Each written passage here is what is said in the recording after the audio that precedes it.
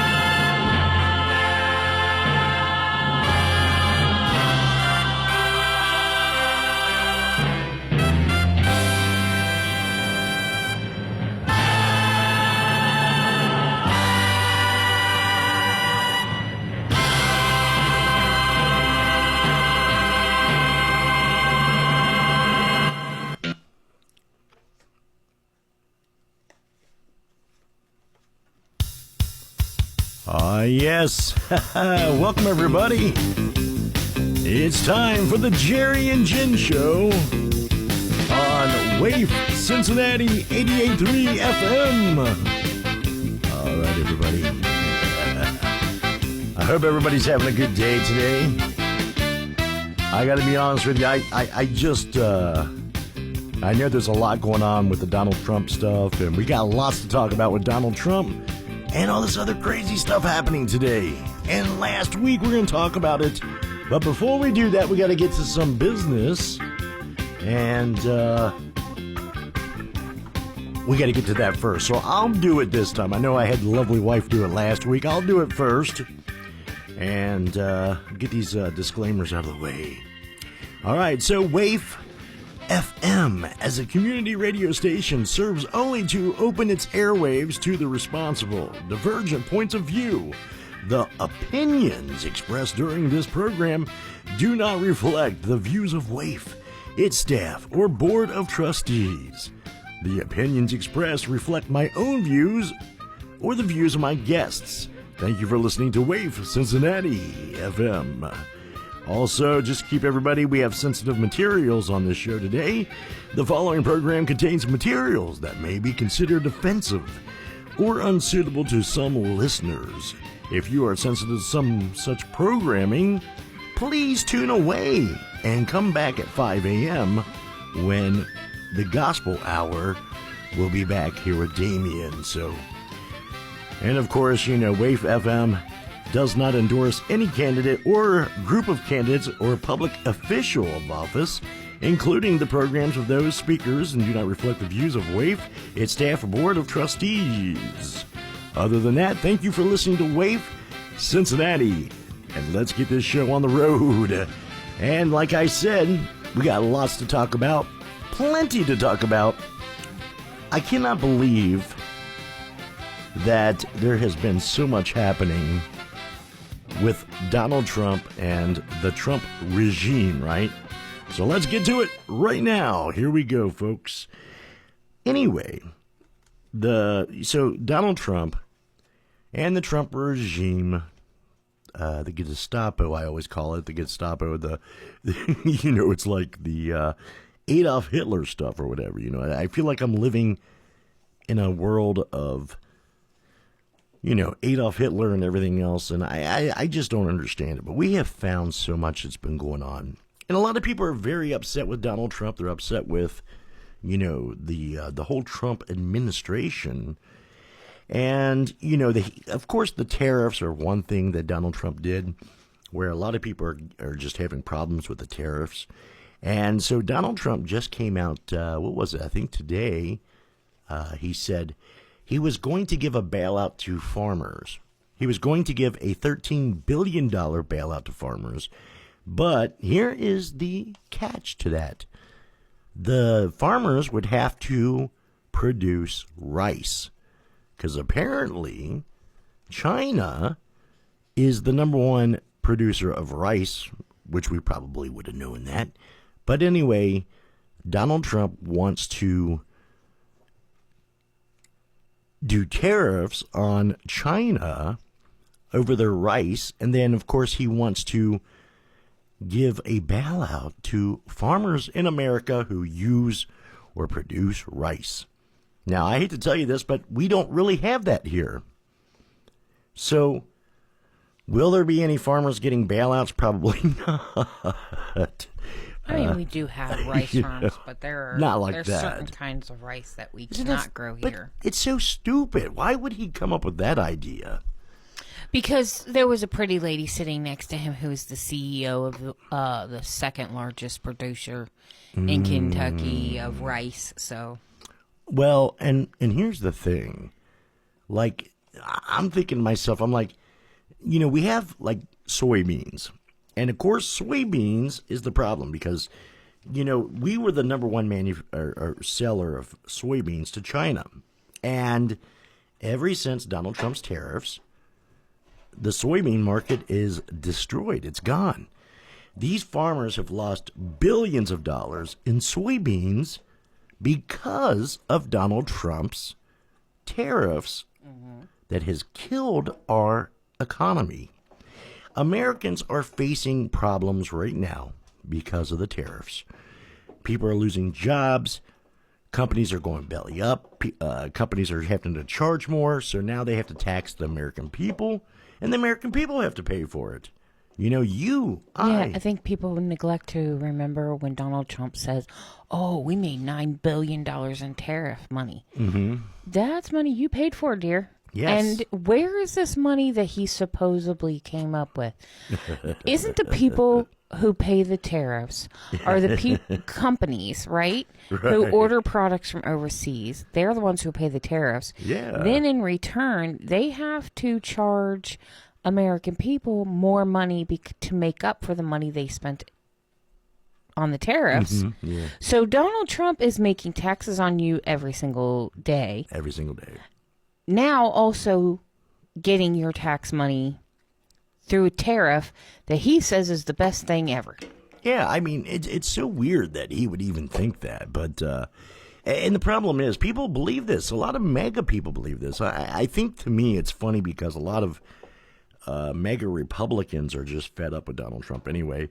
And so, a lot of them believed that when Donald Trump said he was going to give them money, they were going to get money. Ever since the Doge thing, you remember when they did the Doge and they started firing all these people in the federal government and they started saying, oh, well, we found these loopholes. We found money that's out there. Elon Musk kept saying that. And then he said, we're going to give you all $7,000. Did anybody get a $7,000 check? No. No. I didn't. I don't know anybody who did. Because it's all a rouge. It's a scam. It's fake. And it's everything that they're doing to try to convince the American people to string them along because Donald Trump does that. Everything that Donald Trump's done, he's lied and he's been lying to the American people, including from the time he ran as president or for president. You remember he said eggs would be 99 cents. He said that he would stop the war in Ukraine on day one. Mm-hmm. He would stop the war in Gaza, between Gaza and Israel. And of course, did it happen? No. Nope. They're back to fighting again. They had a ceasefire. And there's a difference between a ceasefire and a peace deal. And they did a ceasefire under Joe Biden. They did 3 under Joe Biden. And then they did a ceasefire under Donald Trump. They did 3 under Donald Trump. Yeah, so it's so stupid. But Donald Trump is so fixated on the whole situation that he is so upset and obsessed with, Joe Biden. He's obsessed with Barack Obama. He's obsessed with blaming everybody else. He can't take credit for his own failures. And that's what he's got going on. I think I've come to the conclusion, just like a couple other people I have heard actually say this, that Donald Trump has such daddy issues. Oh, yeah. That he was not loved enough as a kid. I agree. That he's got to force us to love him because he's in such desperate need of attention. Oh, yeah. I agree, because it's truly amazing. And even, like, with everything that Donald Trump's been doing, oh, by the way, and also Donald Trump got a peace award. A fake freaking award. It was the greatest peace award. The Kennedy Center Peace Award. Like, they told him, he was like, well, I can't get the Nobel Peace Prize, so I'm going to throw a whole bunch of money at the Kennedy Center, it's ran by a soccer team. It's called FICA or FICA or something like that. Yeah, a soccer organization. And so they I'm gave not him diminishing no. the award itself, because like Arnold Schwarzenegger and all kinds of other people also won awards from them that night. But Donald Trump didn't win crap. No. He bought his award. Because he was so fixated on he's so obsessed with being so hurt over not winning the Nobel Peace Prize. You need to love me. You got to give me a peace prize, please, somebody. And that's what he did. And that's how stupid it is. But here we go. Give Donald Trump what he wants so that way he can... Because he's a screaming toddler not getting the attention that he needs. He's a little child, is what he is. But, and here's something else that's funny, though. So not only that happened, of course, you have President Zelensky, by the way. Did you guys hear about President Zelensky? So he had a threat against him by Russia. So he was headed for Ireland. He went to a meeting in Ireland for a summit. And then, of course, several Russian drones tried to intercept his plane. Well, they were going to intercept his plane, but unfortunately... He just happened to get there. Oh, no, fortunately, he got there early. His plane landed earlier than expected, so the drones showed up late. But he made it, and he didn't get shot down. Thank God for that. But President Zelensky was okay. He was fine. And, so Russia, they had a failed attempt, and thank God for that happened, But yeah, it's so stupid, though. Oh, also, a lot of people are questioning this on, I think it was Midas Touch or somewhere. They're like, is MAGA dead? Is MAGA dead? The MAGA organization as we know it. Well, Trump even thinks it is. One can only hope. Well, I think Donald Trump thinks it's dead, too, because he even said, for now on, we're going to start calling my people Trumplicans. Trumplicans. Yeah, he said MAGA's dead. MAGA doesn't exist anymore. Yeah, MAGA's dead. Trumplicans now. Yes. So now it's going to be Trumplicans. It's not going to be MAGA anymore because MAGA is dead, according to Donald Trump even. And what did MAGA stand for? Make America Great Again, correct? Yeah, right. Well, if MAGA is dead, does that mean he's abandoning his thing that he ran on about making America great again? Probably so, because that's, I mean, if you think about it, that's how, I mean, and also, I think MAGA's definitely gone. I think a lot of his supporters have definitely jumped ship with him, because if you think about it, a lot of it, like, you have the Epstein files that were released. People were upset with the Epstein files, because they're like, why aren't you releasing these damn things? And I think it's so stupid when you hear people out there that talk about this, especially the FBI director, what was his name? Kash Patel. When they say, why didn't you release these Epstein files? And then he says, well, why didn't Joe Biden release them?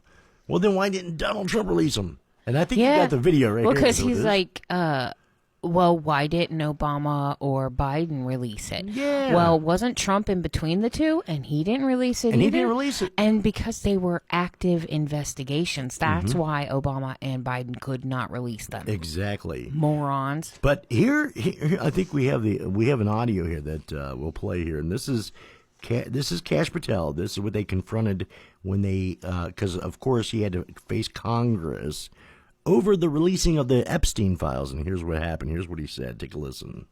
I think I have it here. Before you joined the FBI, you railed against it for covering up Jeffrey Epstein's human trafficking ring. Let me refresh your memory with this clip. Why is the FBI protecting the greatest pederast, the largest scale pederast in human history? Simple, because of who's on that list. So you finished that December 2023 interview with a challenge to the FBI and harsh words for Republicans in Congress for not getting the Epstein files out to the public.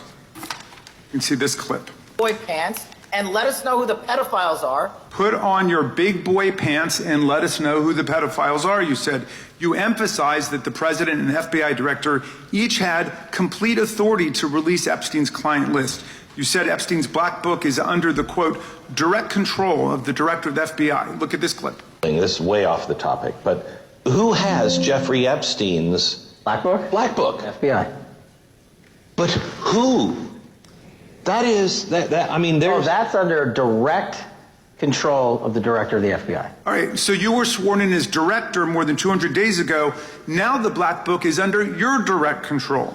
So why haven't you released the names of Epstein's co-conspirators in the rape and sex trafficking of young women and girls? The Rolodex, which is what everybody colloquially refers to as the Black Book, has been released. Oh, no, you're talking about what the journalist got 5 years ago? No, that's not what we're talking about. We're talking about what you were talking about there, That's the black exactly book what under I'm the talking- direct control of the FBI director. We have released more material than anyone else before. The Biden administration, Obama administration had the exact opportunities to release this material, and they never did. And if you are selling the men and women of the FBI, why we're have not you going after changed your child position? predators. Hang on, you said we're not going after child predators. 1,500 child predators arrested this year, 35% Okay, increase, I'll reclaim my time. 4,700 child victims Mr. Chairman, I'm going to found. reclaim my time if you could instruct the witness. Well, why have you changed your position? There you were saying it's under the direct control of the FBI director and all of it should be released. Why have you changed your Everything position? that has been lawfully permitted to be released has been released. And as I told you, Really? the investigation was limited. And let me make something crystal clear. I never said Jeffrey Epstein didn't traffic other people, other women, and they're not other victims. This is the investigation we were given from 2006, 7, and 8, and the search warrants from 2006, 7, and 8. That's what we're working with. Well, wait, have you released all of the stuff that the FBI has seized from Epstein's house? The computers, the emails, the file cabinets, the documents? What about the financial records? Have you released all of that? Everything the court has allowed us to Which release. court are you talking about? 3 separate federal courts have come in and said... We're talking about the evidence you've got. It's got nothing to do with what those courts have. Do you have any We're talking idea about how the evidence- law works? Wait. Do you want me to break the law in a federal judge's order? No, I want you to satisfy follow your own curiosity? word, Director Patel, before you join. All right, so there you go. I mean, this is crazy.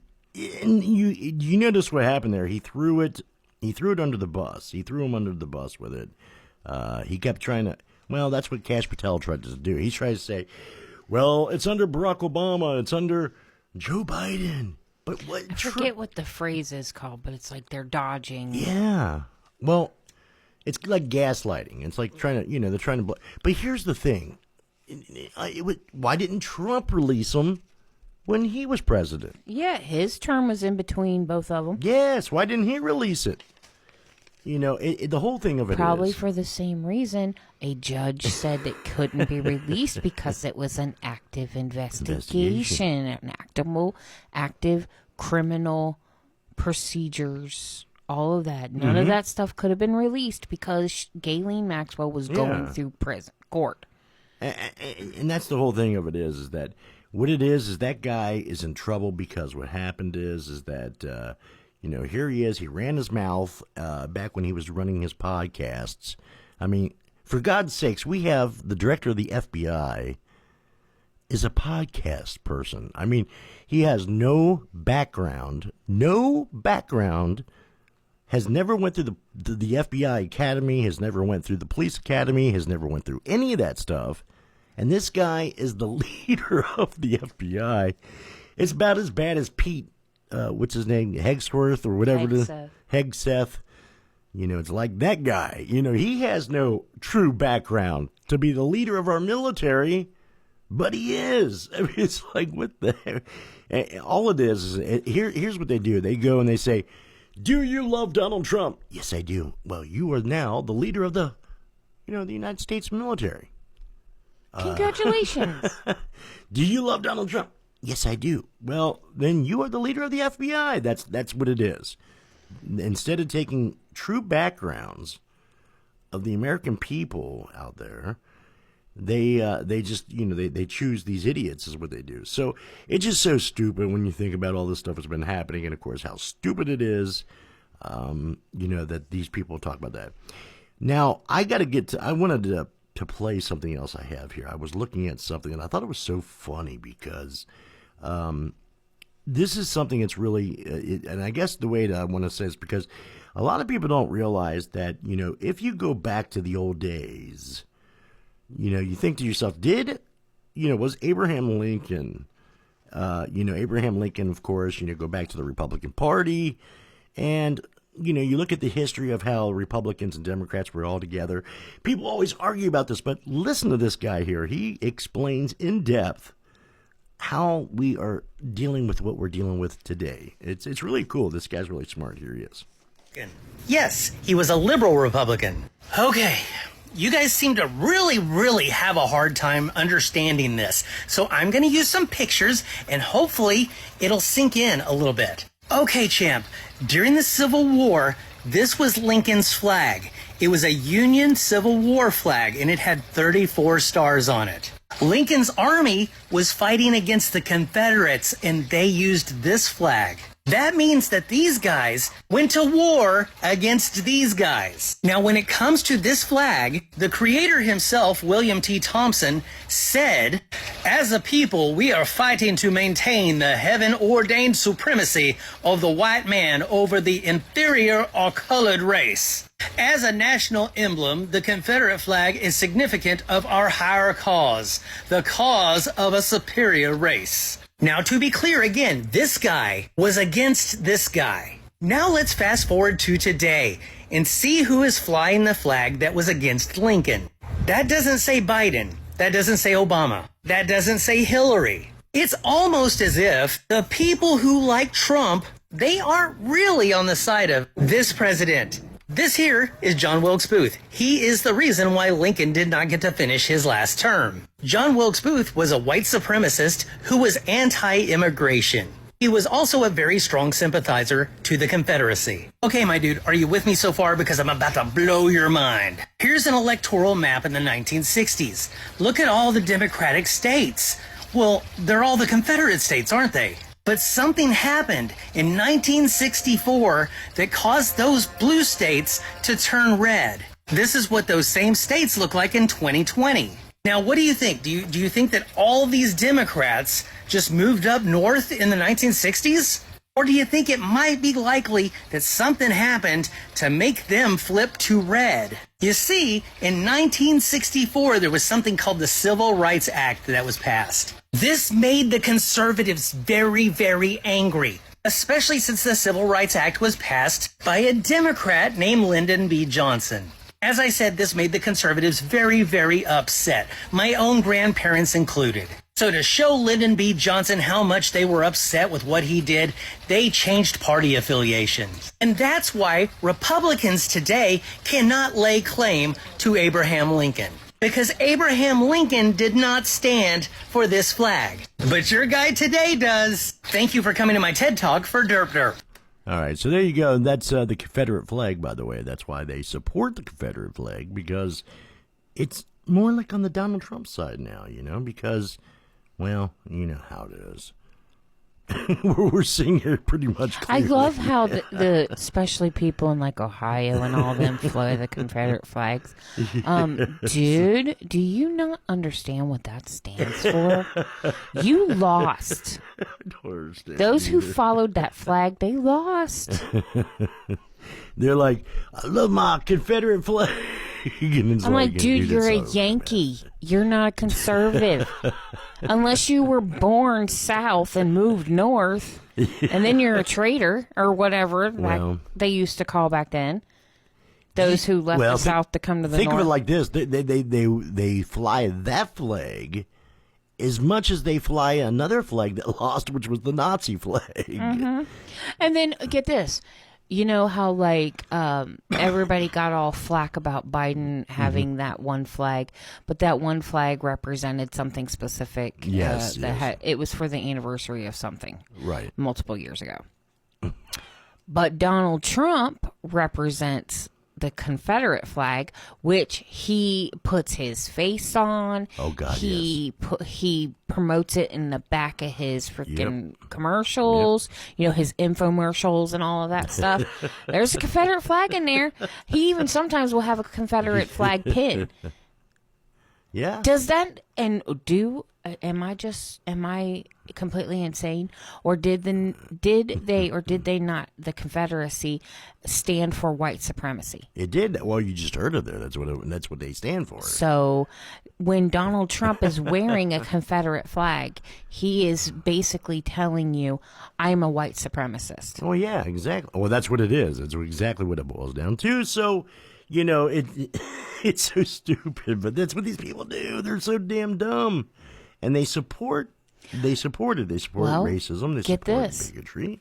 And, you know, Donald Trump has said it himself, and this is what I've been saying since day one, is people do not believe him because they're like, oh, it's just Donald being Donald. But Yes. Donald Trump everything he said has come true because he actually means it. And did he or did he not say he loves the uneducated people? Yes, exactly. He does. Because they're easily led.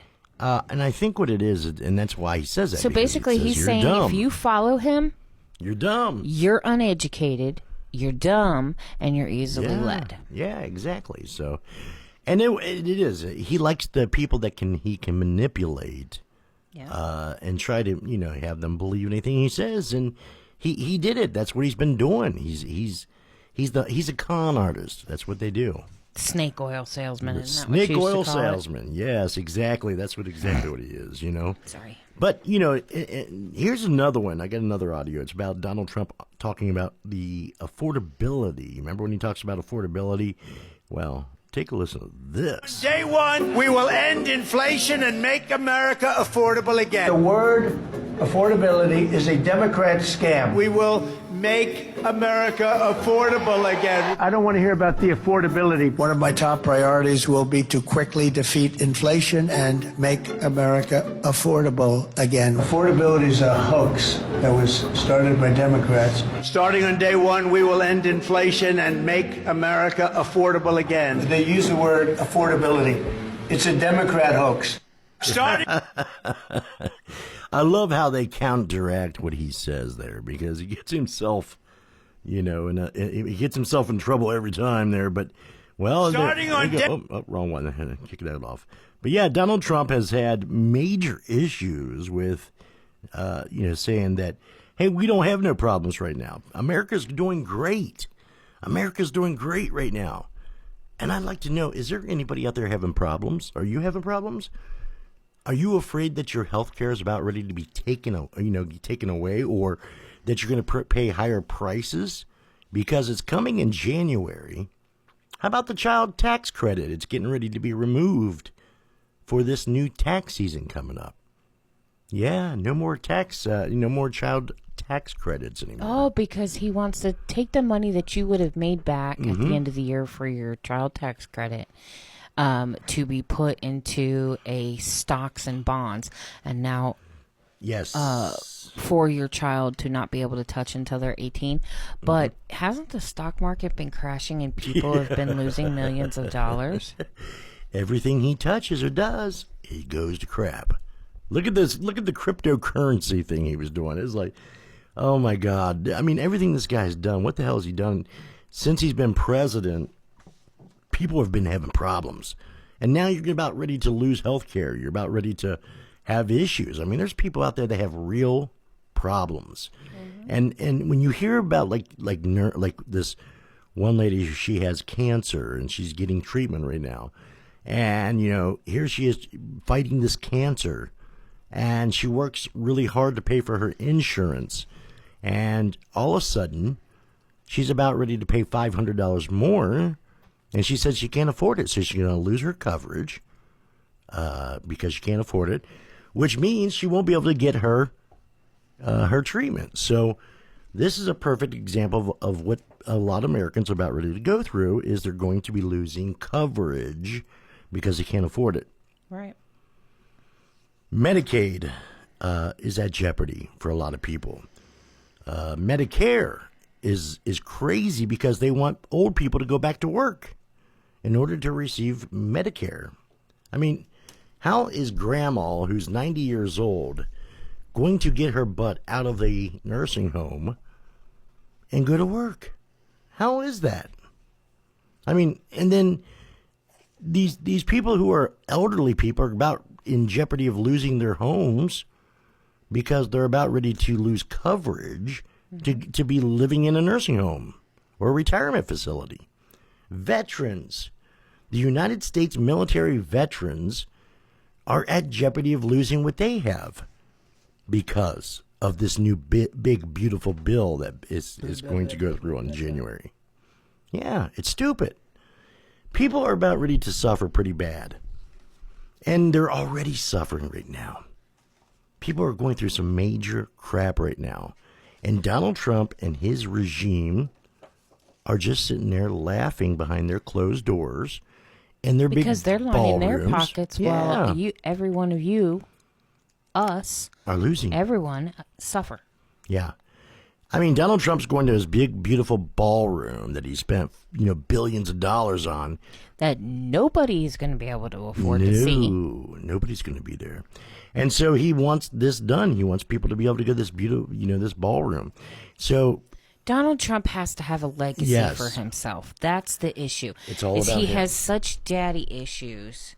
He has to prove to everyone how important he is, how loved he is. Oh, yeah. We all have to suffer from his childhood trauma. I know. It's just so crazy how all that is. I just don't understand how people, there's all this stuff happening and people don't get it that, this man has screwed America terribly. I mean, our country is in trouble. Mm-hmm. And the thing is, we're going to war with almost everybody that is our allies. We have put tariffs on all of our allies just because Donald Trump don't like them. Donald Trump has also had people detained by ICE who are people that are regular citizens of the United States. They're being detained right now, put in concentration camps, or being sent somewhere. Do you want to read these real fast while I finish this paperwork? I mean, it's just so damn dumb.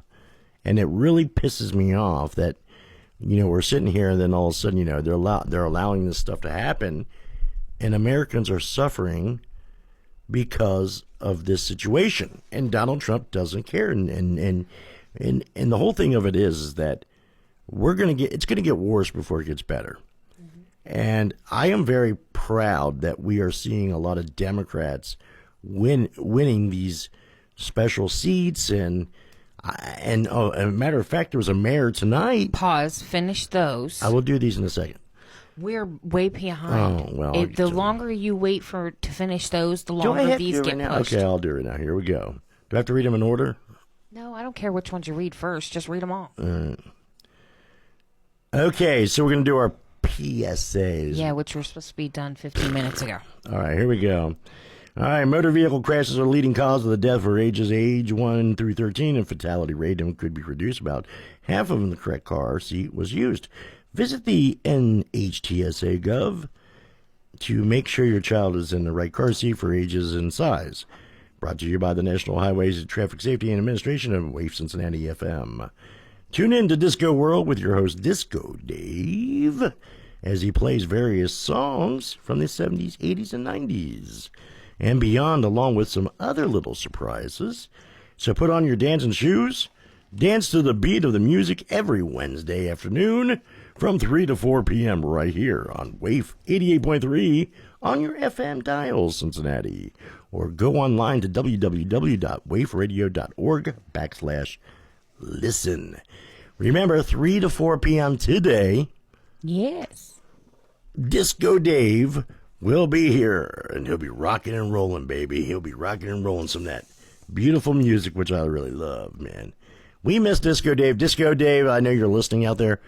We love you, brother. We miss you. We miss you. We need you back. Please come back. Please, please, please. Because all I got is Jerry's face to look at. And yeah, and all I got is her face and some, I might as well look at the glass window over here, So, Cincinnati Recycling and Reuse Hubs. As the trash goes into landfills and they grow the expense exponentially each year because of this doesn't have to be the case. The Cincinnati Recycling and Reuse Hub, CRRH in the hub, reduces the amount of waste going to landfills through our one-stop drop-off location where they accept items, materials, and the recyclable and reusable, and even some are not permitted in traditional recycling bins. The Hub Drop-Off Center is open Tuesdays from 10 to 2, Thursdays from 12 to 6, and Saturdays from 10 to 2. For more information, contact www.Cincinnati Recycling. What the hell? Recycling and DREUSE There you go. Thank you so much. Now That's that track. easy. There you go. All right. So there you go. And that's that easy. And you're listening to Wave Cincinnati 88.3 FM. All right. We had to put that in you there were too. going about talking about I don't remember. Democrats and then Republicans, and then you were going to talk about the woman who just won in Florida. Yes, you were. All right. Well, we'll figure it out here in a little bit. So that's what it's actually almost like around 1:53 a.m. By the way, everybody. What We started a little early today. We did start a little earlier, so it happens that way. So, and we'll probably get back to some more politics here in just a little bit. So we'll just do that, and then we'll talk more about that. But anyway, let's get to some music first, and then we'll come right back in just a few moments. But before we do that, let's do this. I just remembered something. So, what? All right. So anyway, let me get back to what I was saying before I forget, because I'll forget if I don't do this. So in Miami, Florida, there was a mayor that won as the first female Democratic mayor. This is the first time they've had a mayor for over 28 years. They've had a GOP Republican. And for the first time, we have a Republican or a Democratic mayor in Miami as the mayor. So that's pretty cool. It really is. And that goes to show you that there's a lot of Democrats winning these special elections, and they're winning. I think that the midterms, we're going to see a lot of things happen. And I know that Donald Trump's scared of that because that's why he's trying to gerrymander. Was it any luck? In all these different states Donald and Trump everything. will be kicked out of office before the midterms. We're hoping that. Right now, I don't know if anybody knows this or not, but they're actually, so Congress, there's some Democrats along with several Republicans who have started the process of impeachment against Donald Trump and against a lot of the federal agencies like ICE. They're going against Pete Hegseth. So they're going against him. What's the other girl? What's her name? Christy Knowles. Christy Knowles. So apparently Christy Knowles has a very bad criminal history. So okay, she's well, got the some story was problems. kind of misleading because it was like Christy Knowles' I know. criminal record finally exposed. She got traffic controls. She had like 20 speeding tickets and bench warrants, Mm-hmm. but it just meant that she's a hypocrite because the people she's deporting have like minor infractions, but they're the huge underground criminal activity, the horrible of the horrible criminals. Yeah. That she's. I don't know. I mean, there's a judge who may be throwing her in jail. well, that's what I was wanting to know. So I know that they're going after her too because she needs to go to jail for doing the bullshit because apparently she disobeyed a judge's She did, order. yeah. She sent those people to Venezuela, and she wasn't supposed to. El Salvador. No, Venezuela, and it was They were Venezuelan, and Let me back sent them this up. to El Salvador. Let's back this way up. Okay. It was not only that; it was a torture prisons. Yeah. And that's why he's upset. Mm-hmm. And so these two federal judges, appointed by Donald Trump, by the way, are going after Christy Noem. And I hope they put her ass in jail because that's where she belongs. I don't know if anybody knows this or not, but Kristi Noem actually likes to abuse dogs. She shot and killed dogs just for fun. Dogs for fun. Mm-hmm. I mean, that woman is ruthless and disgusting. Sorry, I'm eating some crackers We because can I tell. took medicine that's making my stomach upset. We can hear her chomping over there. I'm sorry. It's going between that one, too. All right, so let's get into some more. We're going to play some music real quick, and then, oh, by the way, in a couple weeks, we got Christmas music coming up, and so we'll have our Christmas show. If you want to hear a song, we're going to be playing a lot of songs here for a little bit. 80s, 90s music, that's what we play on the show, plus we do a little political talk. So if you want to talk about what we're talking about, or you want to listen to some music that we have, or you want to hear some songs, come request. Call in, 513-961-8900. Option 1. So call right now. Again, 513-961-8900. If you want to hear a song or you'd like to chime in on what we're talking about, please do so. We would love to hear from you. Somebody put some beautiful poinsettias all in the studio. They did. It's pretty. It's so pretty. Yes, it is. All right, let's play some music. We'll be right back.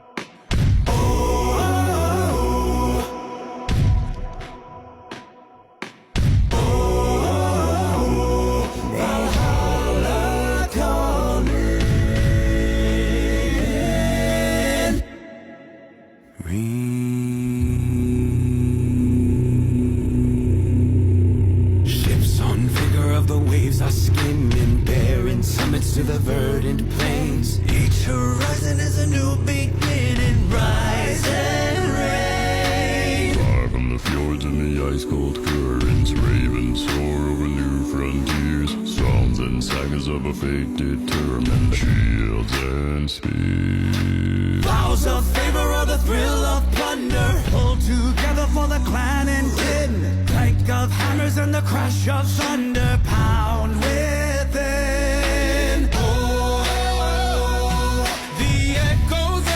Eternity. Oh, Valhalla calling me. To pluck the strings of destiny. Valhalla calling me. Valhalla calling me.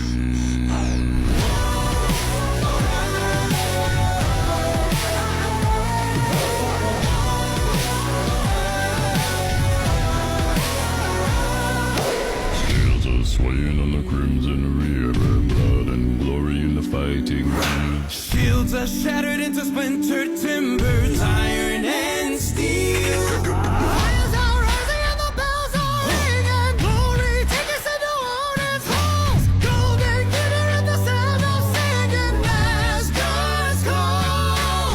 Oh, the echoes of eternity.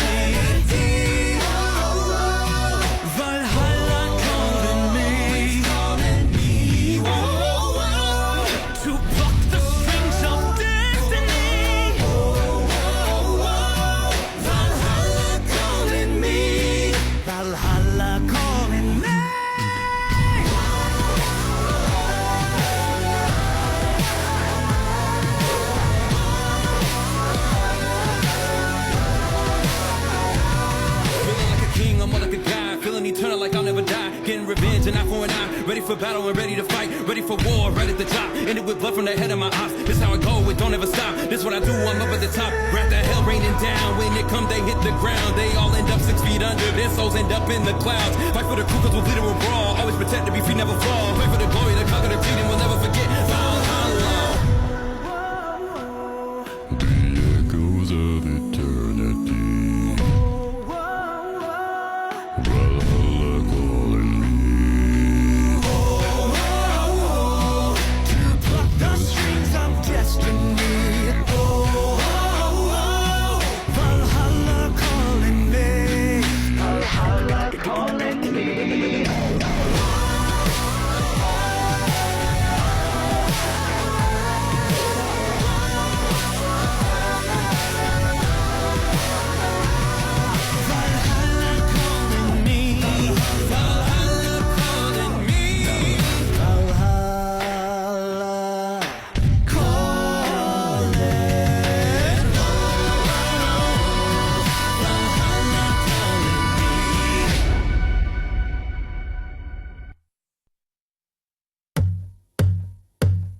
There once was a ship that put to sea. The name of the ship was a Billy of Tea. The winds blew up her bow, up down, oh below my bully boys blow. Soon may the Wellerman come to bring us sugar and tea and rum. One day when the tonguing is done, we'll take our leave and go. She'd not been 2 weeks from shore when down on her a right whale bore. The captain called all hands and swore he'd take that whale in tow. Soon may the Wellerman come to bring us sugar and tea and rum. One day when the tonguing is done, we'll take our leave and go. Da da da da da da da da da da da da da da. Before the boat had hit the water, the whale's sail came up and caught her. All hands to the side, harping and fought her when she dived down low. Soon may the Wellerman come to bring us sugar and tea and rum. One day when the tonguing is done, we'll take our leave and go. No line was cut, no whale was freed. The captain's mind was not of greed, and he belonged to the whaleman's creed. She took that ship in tow. Soon may the Wellerman come to bring us sugar and tea and rum. One day when the tonguing is done, we'll take our leave and go. Da da da da da da da da da da da da da da da da. For 40 days or even more, the line went slack, then tight once more. All boats were lost, there were only 4, but still that whale did go. Soon may the Wellerman come to bring us sugar and tea and rum. One day when the tonguing is done, we'll take our leave and go. As far as I've heard, the fight's still on. The line's not cut and the whale's not gone. The Wellerman makes his regular call to encourage the captain, crew and all. Soon may the Wellerman come to bring us sugar and tea and rum. One day when the tonguing is done, we'll take our leave and go. Soon may the Wellerman come to bring us sugar and tea and rum. One day when the tonguing is done, we'll take our leave and go.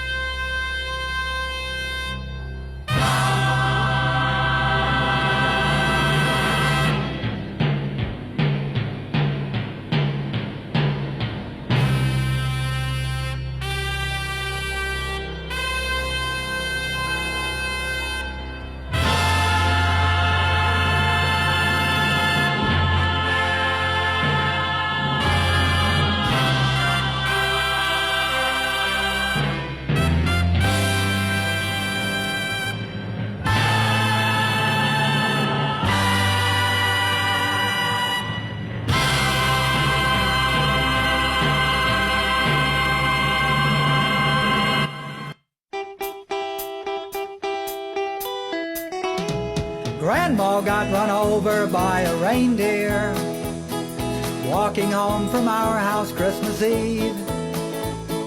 You can say there's no such thing as Santa, but as for me and Grandpa, we believe. She'd been drinking too much eggnog, and we begged her not to go. But she forgot her medication, and she staggered out the door into the snow.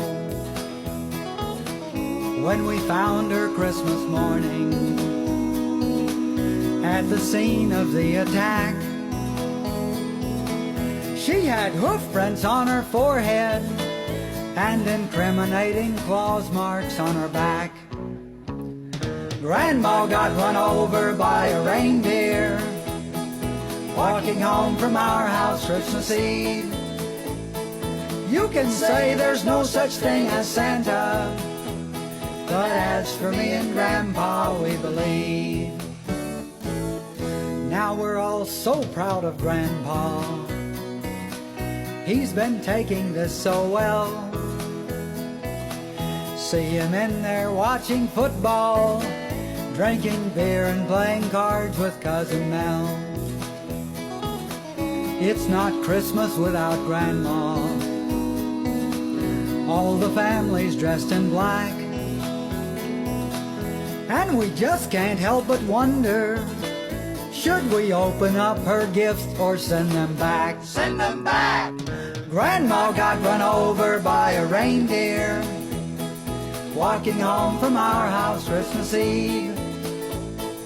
You can say there's no such thing as Santa, but as for me and Grandpa, we believe. Now the goose is on the table, and the pudding made of fig. Ah, and the blue and silver candles that would just have matched the hair in Grandma's wig. I warned all my friends and neighbors, better watch out for yourselves. They should never give a license to a man who drives a sleigh and plays with elves. Grandma got run over by a reindeer walking home from our house Christmas Eve. You can say there's no such thing as Santa, but as for me and Grandpa, we believe. Sing it, Grandpa! Grandma got run over by a reindeer walking home from our house Christmas Eve. You can say there's no such thing as Santa, but as for me and Grandpa, we believe.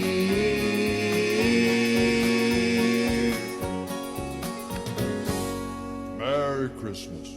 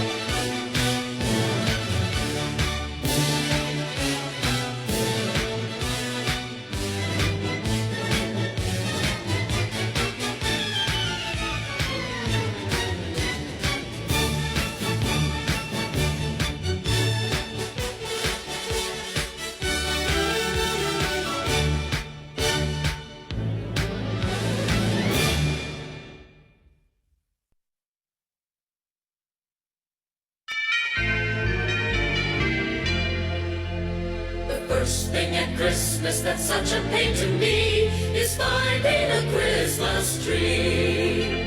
The second thing at Christmas that's such a pain to me, rigging up the lights and finding a Christmas tree. The third thing at Christmas that's such a pain to me, hangovers, rigging up the lights and finding a Christmas tree. The fourth thing at Christmas that's such a pain to me, sending Christmas cards, hangovers, rigging up the lights and finding a Christmas tree. The fifth thing at Christmas that's such a pain to me, 5 months of bills, sending Christmas cards, hangovers, rigging up the lights and finding a Christmas tree. The sixth thing at Christmas that's such a pain to me, facing my in-laws, 5 months of bills. Oh, I hate those Christmas cards. Hangovers, rigging up these lights and finding a Christmas tree. The seventh thing at Christmas that's such a pain to me, the Salvation Army, facing my in-laws, 5 months of bills, sending Christmas cards. Oh, jeez, I'm trying to rig up these lights and finding a Christmas tree. The eighth thing at Christmas that's such a pain to me, I want Transformer for Christmas. Charities, and what do you mean your in-laws? 5 months of bills. Ah, making out these cards. Oh, you just get me up here, huh? Well, we have no extension cords. And finding a Christmas tree. The ninth thing at Christmas that's such a pain to me, finding parking spaces. Daddy, I want some candy. Donations. Facing my in-laws, 5 months of bills. Writing out those Christmas cards. Hangovers. Now why the hell are they blinking? And finding a Christmas tree. The 10th thing at Christmas that's such a pain to me, Batteries not included. No parking spaces. Buy me something. Get a job, you bum. facing the in-laws, 5 months of bills. Yo ho, sending Christmas cards. Oh, jeez, look at this. One light goes out, they all go out. And finding a Christmas tree. The 11th thing at Christmas that's such a pain to me, Stale TV special. Batteries not included. No parking spaces. Mama, I gotta go to the bathroom. Charities. she's a witch, I hate her.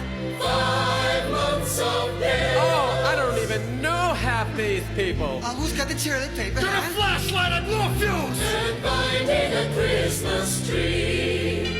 The 12th thing at Christmas that's such a pain to me, Singing Christmas carols. Stale TV special. Batteries not included. No parking. Charities. Gotta make them dinner. 5 months of bills. I'm not sending them this year, that's it. Shut up, you. Fine, you're so smart. You ring up the lights. And finding a Christmas tree.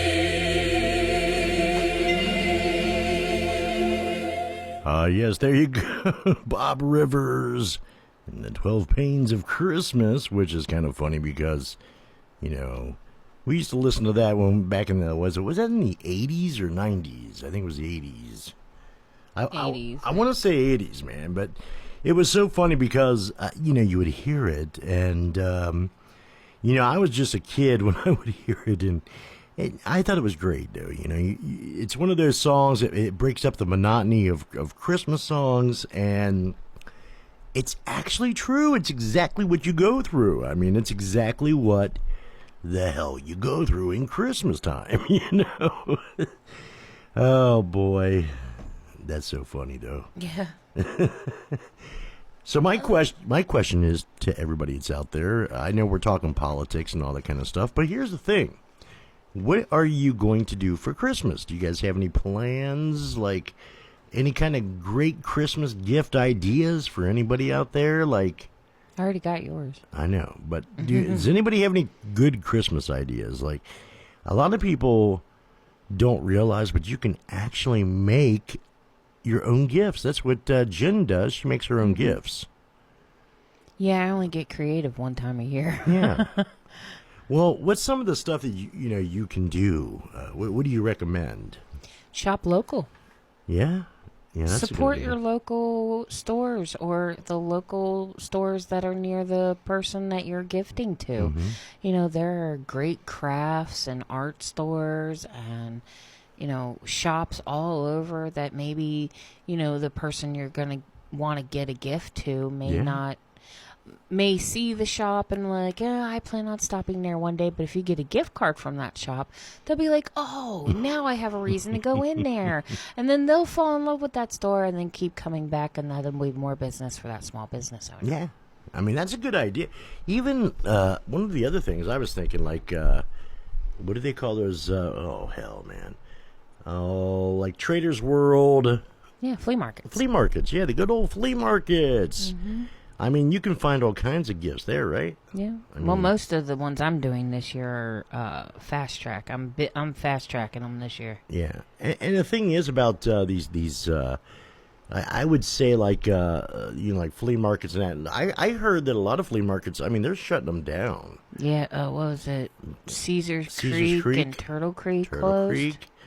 I mean, Trader's World it's is on the lo- possibly on the Yeah. chopping block. I mean, this is why you want to support these businesses. Go out there, go to the Trader's World up there. It's up in it's up in Monroe. It's up by it's up there by Touchdown Jesus Church. Yeah, past Cincinnati Dayton Road, like way up there. What is that place called? Oh, the Solid Rock Church. Solid Rock Church. Yeah, it used to be called the Touchdown Jesus because that's what it looked like he was doing until he caught on fire. Dude, it got struck by lightning twice. Yeah. And We went up there that night too to go look at it, and it was on fire. To me, I'm like, why would you? You know, here's the thing: anytime a church has been struck by lightning, or the icon of Jesus has been struck by lightning like twice, that's a bad sign. Mm-hmm. Worshiping false idols. Yeah, that's not a good sign. That is not me that you're worshiping there. That's kind of like saying maybe you don't want to go there.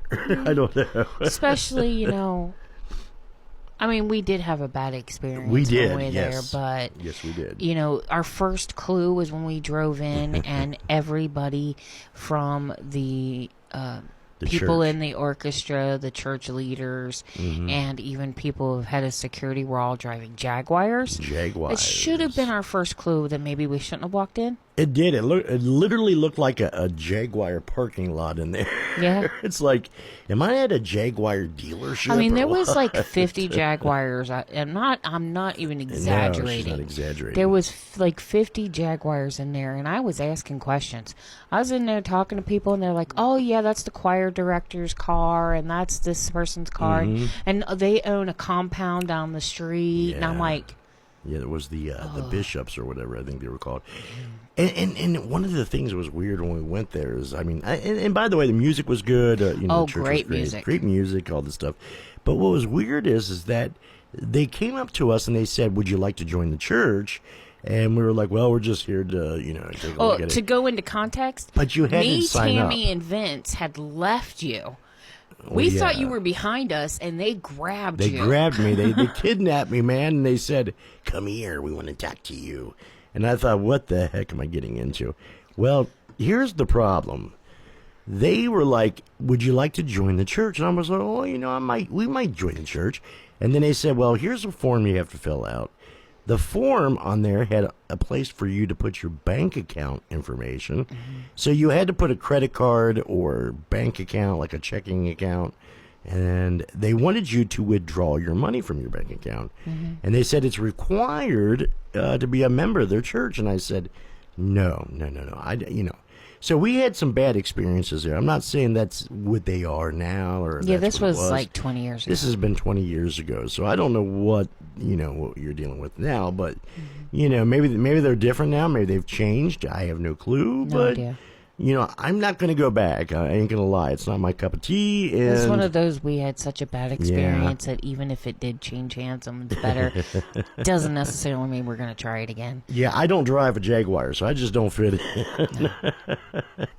But yeah, I mean, we have all kinds of things out there you can get into, like with a lot of Christmas gift ideas, going back to that.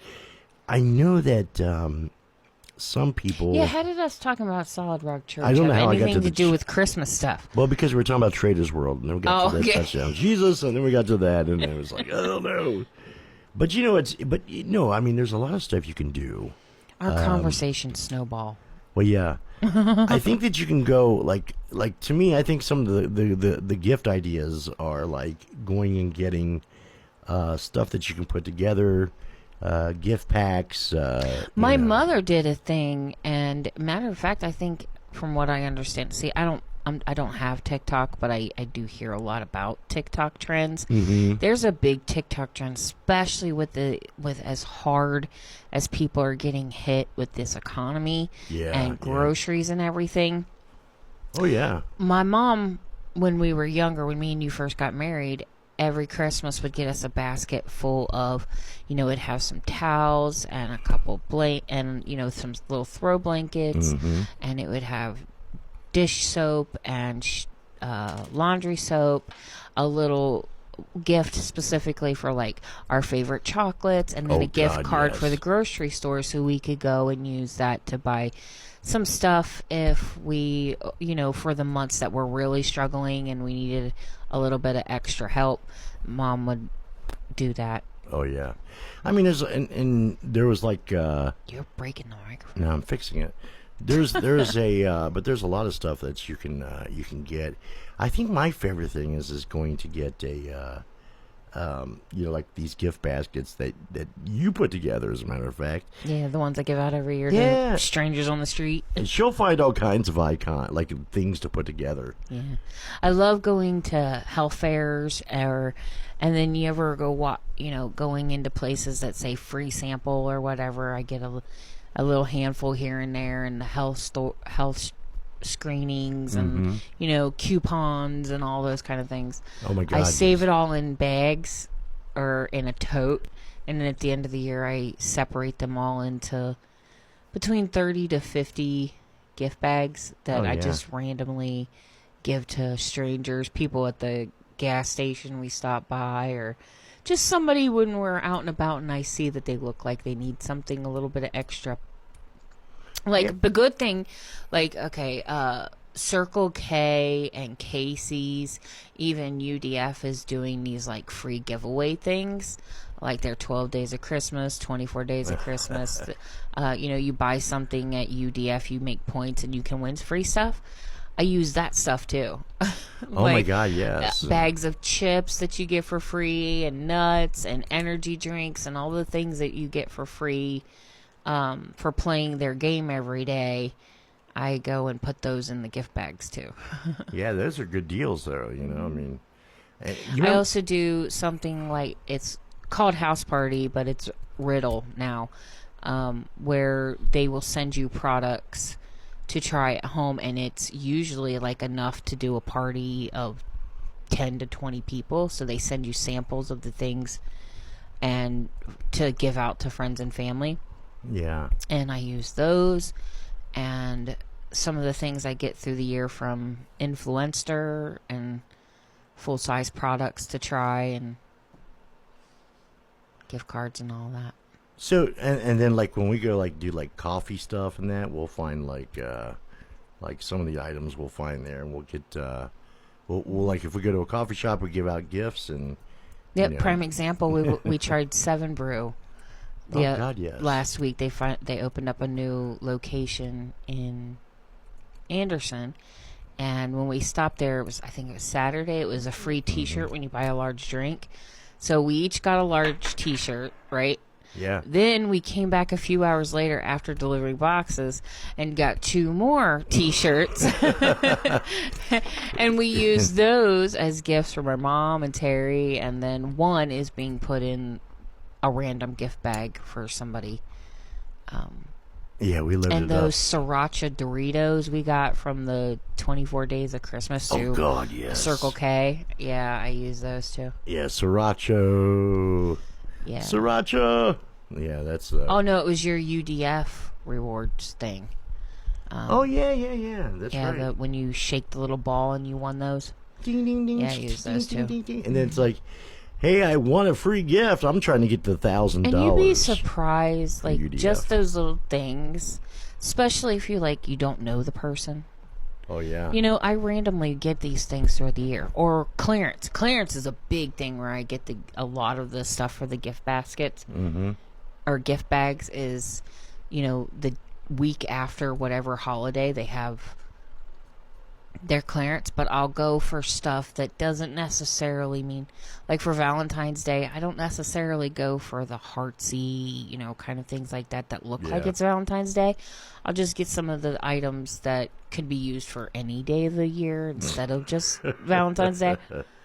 Or Halloween, I'll get the Halloween candy on clearance and then use that to fill the Christmas baskets up. Yeah, and when I say my wife is very creative, she really is. Like she'll come up with all kinds of pretty cool stuff. Really. My thank you, baby. You do. You got some really cool ideas, and that's what I like, man. I get creative around this time of year. Yeah. And my biggest problem is my brain comes up with all these great ideas. Oh, yeah. My hands can't execute it very well. So instead of making something because it doesn't execute very well, or I'll try. I decided to get into resin a few years ago. Oh, yeah. And I found resin on sale on Amazon for like $15, and it's boat resin. I guess it's like, the kind that you put on boats to make them all glossy and waterproof and stuff. And does it work? Well, that's when I made all the jewelry for that 1 year from. And the ashes we have from the dogs of the keychain I made, that's made out of that boat resin, yeah. I couldn't never do that stuff. I don't know how to. The purses I made out of sweaters and jeans 1 year, I didn't have a sewing machine. So I sat for 3 weeks every night after work and by hand sewed a new purse each day of the week. Yep. But and that's see, like when you get creative like that and then people enjoy that kind of stuff, you can do all kinds of stuff. You can make new product. I mean, you can put stuff together. People get excited about that kind of stuff. I remember when we would go through like Dunkin' Donuts or wherever coffee place we're going through or whatever fast food alley. When you would put that together, you'd have these little knickknacks, pens, little pencils, stuff. hand sanitizers, heating pads, It wasn't measuring nothing tapes. It was just crazy. random stuff. But people loved it. These people loved it. They were so excited. I thought, look, we ain't got the money, we ain't got cash, but we have this, and they're like, we would rather have this. This is so cool. Awesome, yeah. And they would get so excited about it. So, now it's a thing that every year all my family loves it so much that they all can't wait until and it's not like I make this basket specifically for one person. I just do random ones. Oh God, and then I just have them go grab one out. This year I'm going to change it a little bit. I think I'm going to make them draw numbers and then put a number on each thing. Yeah, that's a good idea. But the best part is watching them all swap between each other. Oh, geez, they're all yes. go, oh, you got that? Can I have that pin? That pin's really awesome. This is what I got too. And the whole family all just swatch back and forth the stuff that they get out of the bags. Yeah.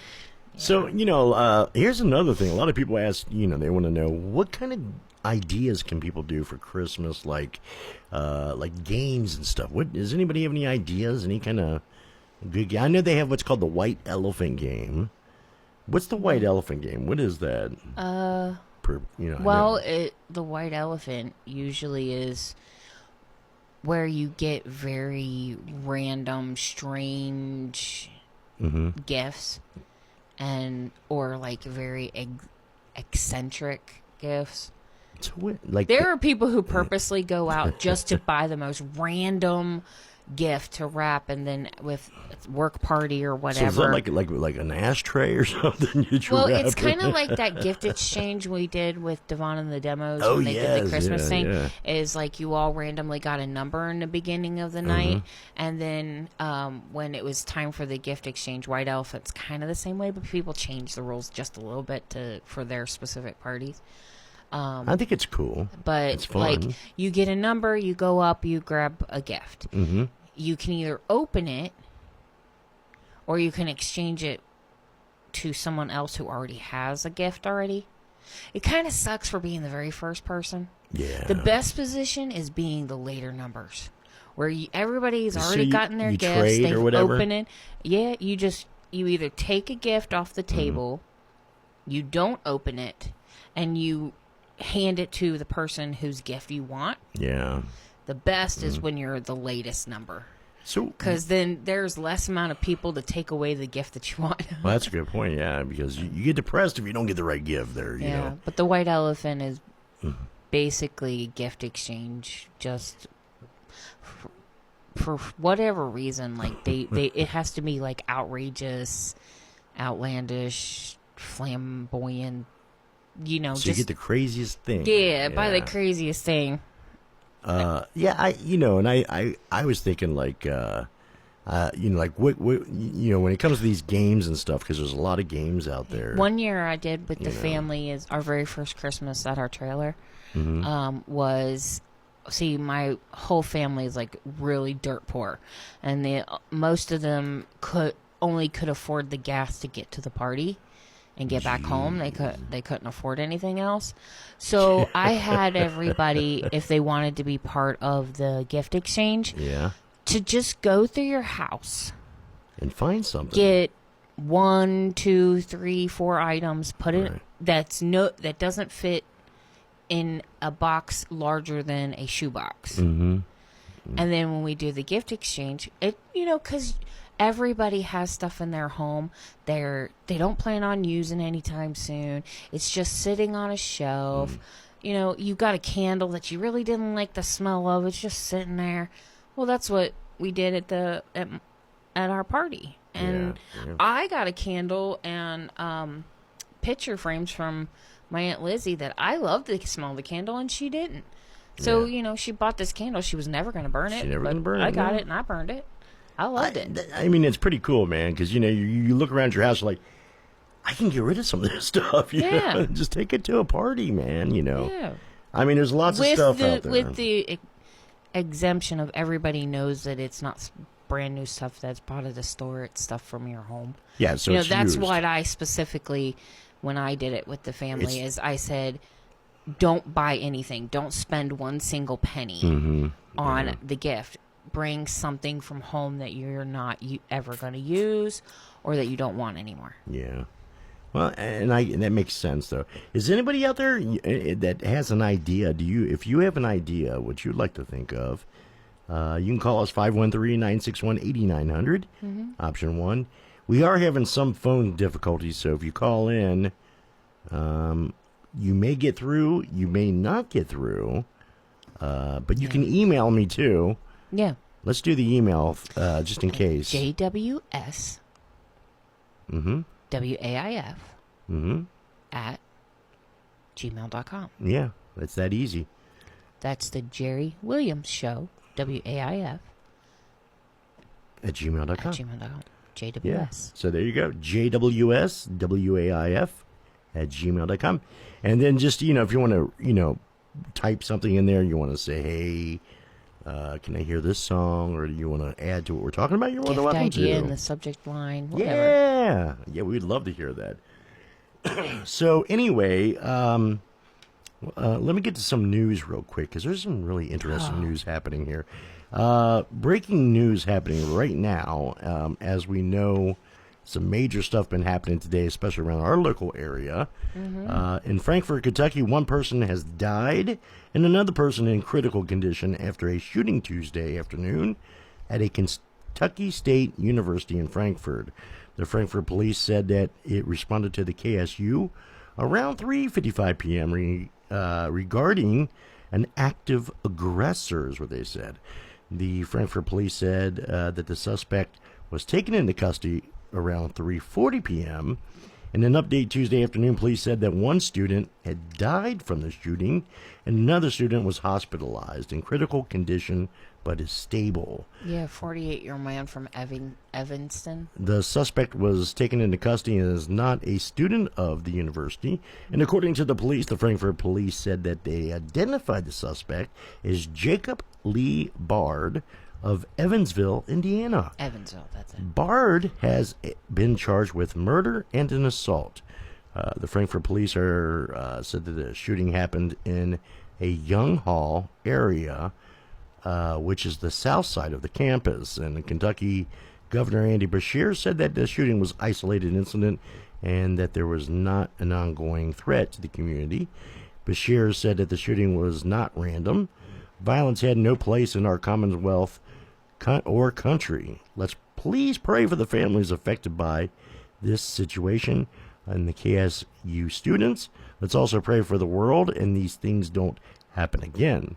Thank you for all of our brave law enforcement who acted quickly to protect our people, Beshear said. So the investigators are still investigating this. Around 1,700 students attend KSU with about 450 faculty members, staff members. It's located in Kentucky's capital city, by the way. But there you go. The university has canceled all classes, final exams, activities on campus for the rest of the week. So, and they also have it set up to where if you have an isse like, you want to talk to somebody, you're dealing with depression, counselors, stuff like that. That's important, man, because, around this time, people start to get depressed on something like that. It's really sad. And I totally get it, man. I'm the same way. So, but that's one major issue. Another issue we had today. Check this out. In Cincinnati, Ohio, an ICE agent is arrested on domestic violence charges. No, really? He is accused of choking his female wife, or companion, they said, unconscious. Apparently, Samuel Saxton, that's his name. Remember this. Remember Samuel Saxton? Samuel Saxton, ICE agent, 47 years of age, choked his wife in the hallway of their Corryville apartment building. Corryville, pay attention. Drug her into the hallway and choked her. On December 5th, Mr. Saxton says he will push to get a pardon from Donald Trump. Of course he will. And he'll probably get it, too. Yeah, I wouldn't put it past. I mean, think about it, man. I mean, these people are so damn desperate and stupid. It makes me so upset. This is what prosecutors need to do. Yes, listen to that. They need to charge him with something to get him in jail now, knowing that he's going to get a pardon from Donald Trump, and then go after him for the bigger charges. Yes. It's not double jeopardy. No. And he can only be pardoned for that one crime. Now, Donald Trump can pardon him again, but, I mean, Oh, yeah, man. It's so crazy that... Don't go after the big case, because Donald Trump's going to give him a pardon. Oh, yeah.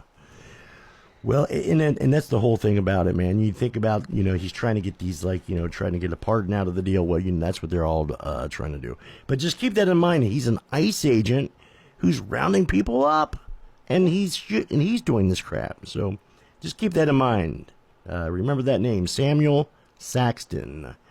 All right, so police are considering pressing charges after a fatal trench collapse in Miami Township, Claremont County, just the other day. The incident took place at Valley Forge Drive Friday night, killing one individual. Oh, he did die. He did die. So they're going to press charges over this because of the situation. In world news, Trump holds an honor awards at the Kennedy Center, honoring many different people, including the group KISS and Sylvester Stallone. So they got an honor award for their hard work and dedication, it says. Trump gets a fake... Well, we already got that one. He got his fake peace award, by the way. Yep. And also, the child tax credit for children is going to be put into a bank account, and the children won't be able to read or get the money until their age of 18 years of age. So if you are counting on this tax credit for your children for this tax season coming up, don't expect it. It's going to go into a private bank account for your child under their name, and then they can get the money out after they turn 18 years of age. So it accumulates for them to use. But it's going to be in the stock market, which is tanking every other day. So there's not going to be any money left. Well, this is how stupid they are, because they do the dumb stuff like this. I mean, it's like these ideas he comes up with. Does he really sit there on the shitter, like taking a crap, and then all of a sudden he's like, Donald Trump's like, well, I think what I'm going to do is come up with this idea. Duh! Yes. I mean, he's yes, really he does. stupid, but weather real quick. The weather is going to be today a high of 42 degrees and a low of 27 degrees. Okay, now check this out. It's going to rain here in just a little bit. It's going to be getting, you got some rain coming in, but the rain's going to taper off. And then we're going to see snow showers. Do you know how much yet? Snow showers are looking from a dusting to 1 inch of snow, they're saying. This will happen right after about 3 to 4 o'clock p.m.-ish. You'll start to see snow hit the tri-state. As the night comes in, the low temperatures will go down, which will make it to the freezing point and can make it slick, including some slick spots for ice in the morning. So remember that tomorrow it's going to get cold. There could be some slick spots because the rain could freeze. And that's probably where you'll go. So you want to watch out for like the bridges and, the overpasses, stuff like that. Make sure you allow yourself enough time to slow down and stop. And always remember that you can use your gears to slow down. You can put it down in second and first gear. Always put it down in second gear and try to slow yourself down. But you can really keep yourself maintained. Now, if you have a standard, a standard gear shift, then it's really a lot easier, because a standard transmission, you can control it and you can have control of the vehicle yourself. So it's a lot easier. Always remember to have good tires on your car. And that's what's important, is always having fresh shoes for your car. Ours got it just the other day. Our car's name is Buck, by the way. We got Buck some we shoes. got some Buck some new shoes. But yeah, we always like to take care of him. He takes care of us, and our car is named Buck because we always name our cars. Thursday, it's going to be a high of 31 and a low of 25 with clouds and rain. In the forecast, Friday, and this is where it gets really goofy, folks. Friday, it's going to be a high of 33 and a low of 24 degrees. Now, it's going to be another wintry mix on Friday. Going into the evening time or the afternoon, you're going to see snow. It's going to be a continuously snow that's going to be coming in on Friday night. And remember that on Friday night, we can see snow 1 inch to 1.5 inches of accumulation. A high of 32. Winds will be west and 5 to 10 miles per hour. Now, Friday night, it'll be partly cloudy, low of 22 degrees.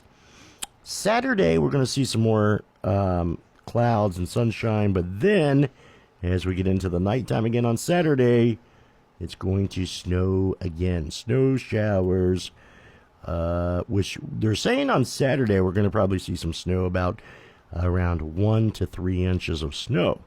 Not too much, but in some areas of Cincinnati, they could see some accumulation around 3 to 4 inches, so be careful out there, folks. It's going to be a little funky coming up, and of course, getting into the next week, I can tell you this much, it's going to get bad, because we're going to have some really bad snow. They're talking about maybe up to 5 inches of snow, so be careful, guys. If you have any pipes that are next to a wall and you can't afford insulation, wrap them in blankets. Yeah, what do we do? Like, you have blankets and that, and we told people last week, we said, you can get some insulation at Lowe's or Home Depot or one of those places. Yeah, but some people can't afford that. But you can get pool noodles. They're really cheap. Mm-hmm. But if you don't have any of that, you can't afford it, because, we live in today's Trump's economy, which we have no money. Like Jen said, get some blankets, wrap them around your pipes, wrap them around crawl spaces, anywhere that the pipes are on the back end of the wall or the front end of the walls, to where there's a wind tunnel or wind blowing through. Block off as much as you can. If you live in a mobile home, you want to make sure that you put lights and heaters or whatever you can find to put underneath your trailers to keep it warm. They do have something called heat tape. Yes. That can be kind of expensive after a while. So What we Yeah. just did is I just took old towels and blankets and wrapped them around the areas that were direct cold blowing underneath. Like the Yeah. ones that were closest to the woods where they're, Oh yeah, man. It's and the thing is, it's kind of like important because when you put these towels on there, you do something like that. It does help out a lot, And but you got to remember in the like we were just talking about the trailers, you definitely got to keep it warm underneath there. Always trickle your water. Just put a little trickle to where it doesn't, because if the water stands in the pipes, that's when it's going to freeze. Yep. I'll also open your cabinets up. Yes. So the heat in your house can also circulate under the cabinets. Circulate, warm it up, yeah, because that's important too. Also, another thing you can do, and just kind of throw this out there for everybody out there, but I would recommend that, that if you ever have a chance that, if you have to put like a turbo heater, or you can get a kerosene heater, warm it up underneath your house, underneath there. But remember, watching out for fire hazards. You don't want to burn down your house. And if you have a hose bib on the outside of your house, we call them hose bibs, but they're actually called faucets. But if you have an outside faucet, spigot, you want to make sure you remove any garden hoses, because that will cause a standing freezing of your pipes again, because the water has nowhere to go. So just keep that in mind when it comes to these wintry cold weather seasons, because it's really bad. So also, we have some PSAs, Jen, we got to get to. Yes. Jen's going to read the PSAs this hour, so here she goes. Good luck. Tune into IHU, I Hear You, with host Savinia. That sounds good. IHU is directed towards the youth and young adults of today, which allows them to voice their opinions and comments without being put down, but to be heard. Oh, words. But to be heard. We all can learn from each other, and we're willing to listen. So join IHU, I Hear You, and Savinia right here on WAVE 88.3 FM or online at www.waveradio.org/listen every Wednesday from 5 to 6 p.m. and call 513-961-8900 to share your thoughts and comments.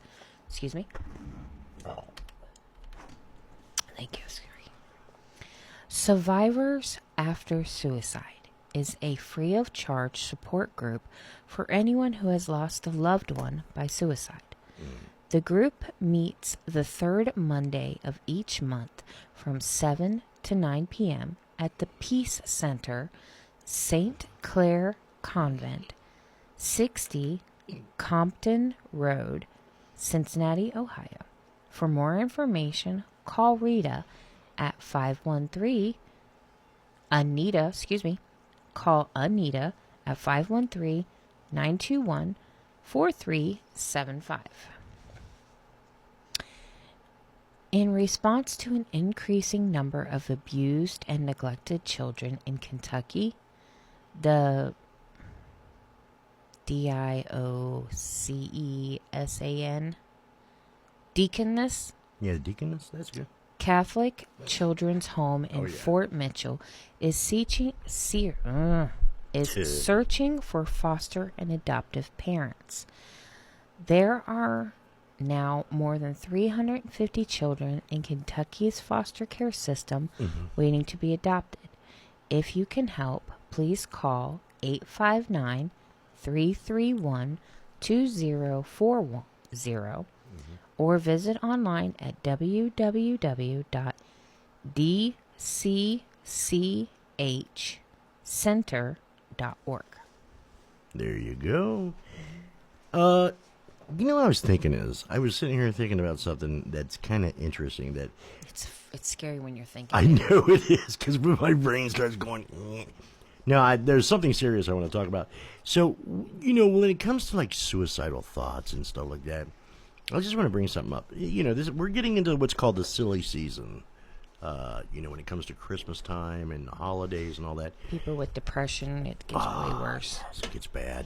And I got to be honest with you. Now, I know a lot of people go through a lot in your lives. You go through something, and take it from me. I'm a very I am actually certifiable. Yeah, that. I am certifiable. Got anxiety and depression myself. I come from a situation where I was once in a, to be honest with you, I mean, I'll even say it right here, but I went through an addiction situation where, I injured my back. It was like 2001 when I injured my back. I was, used to be an Elvis impersonator. I was performing, and there was a fan that actually pulled me down off the stage, and all of a sudden my back just snapped, and from that point I couldn't feel my legs, couldn't feel anything, and to come find out that I had a herniated disc and some slip disc in the back of the L3, 4, and 5, and the S1, and then they had to go in there and do some, try to fix it, repair it, and stuff.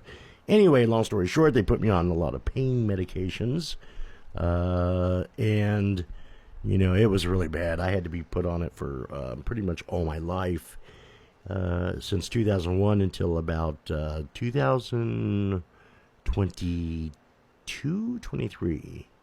When did I get off of that stuff? Was it 23? No. What year did I... Hold on. Well, 8 years ago. Okay, so 25, 1, 2, 3, 4, 5, 6, 7... No, it couldn't be 8 years because I've been 2017. Yeah. Yeah, that was after COVID. No, it was actually during COVID because that's when I was still seeing the pain management doctor, via the, No, it was when we were living at the old house on Judd Road.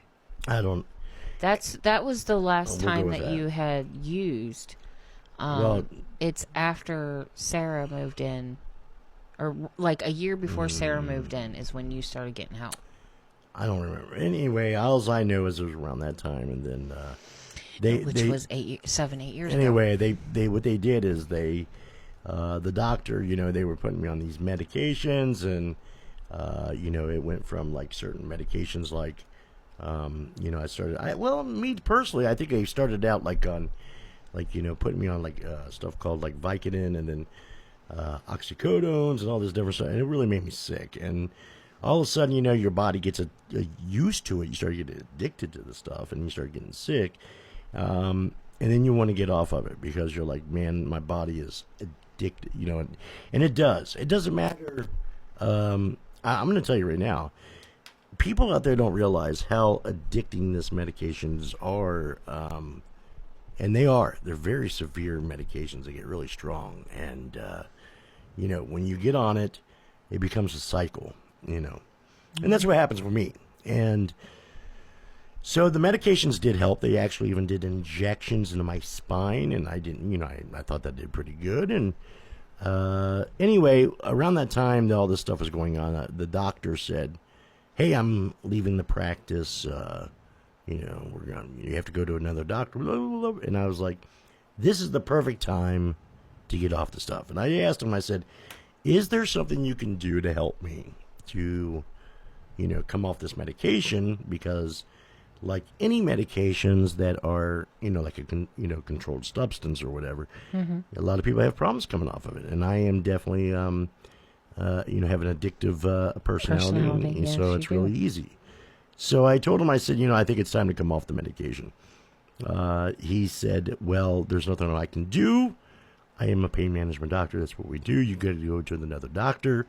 They'll put you back on the pain another pain medicine, and then you can talk to them. And I just said, the heck with it. Done with this cycle. I'm done with the cycle. It's time to get out of here. I don't like the routine. So I, went to a company that helped me, and they do really an excellent job with me. And I started my the program, and then as soon as I went in there, they treated me really well. They treated me like I was a human being, and They didn't say, well, you're an addict and all that.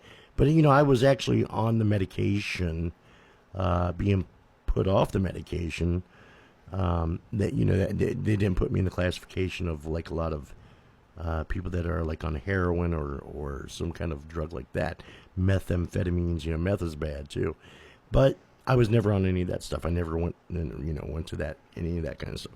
Anyway, so they started me on what's called MAT, medication assisted treatment. So I started the medication, and they have all kinds of medications out there that they can use.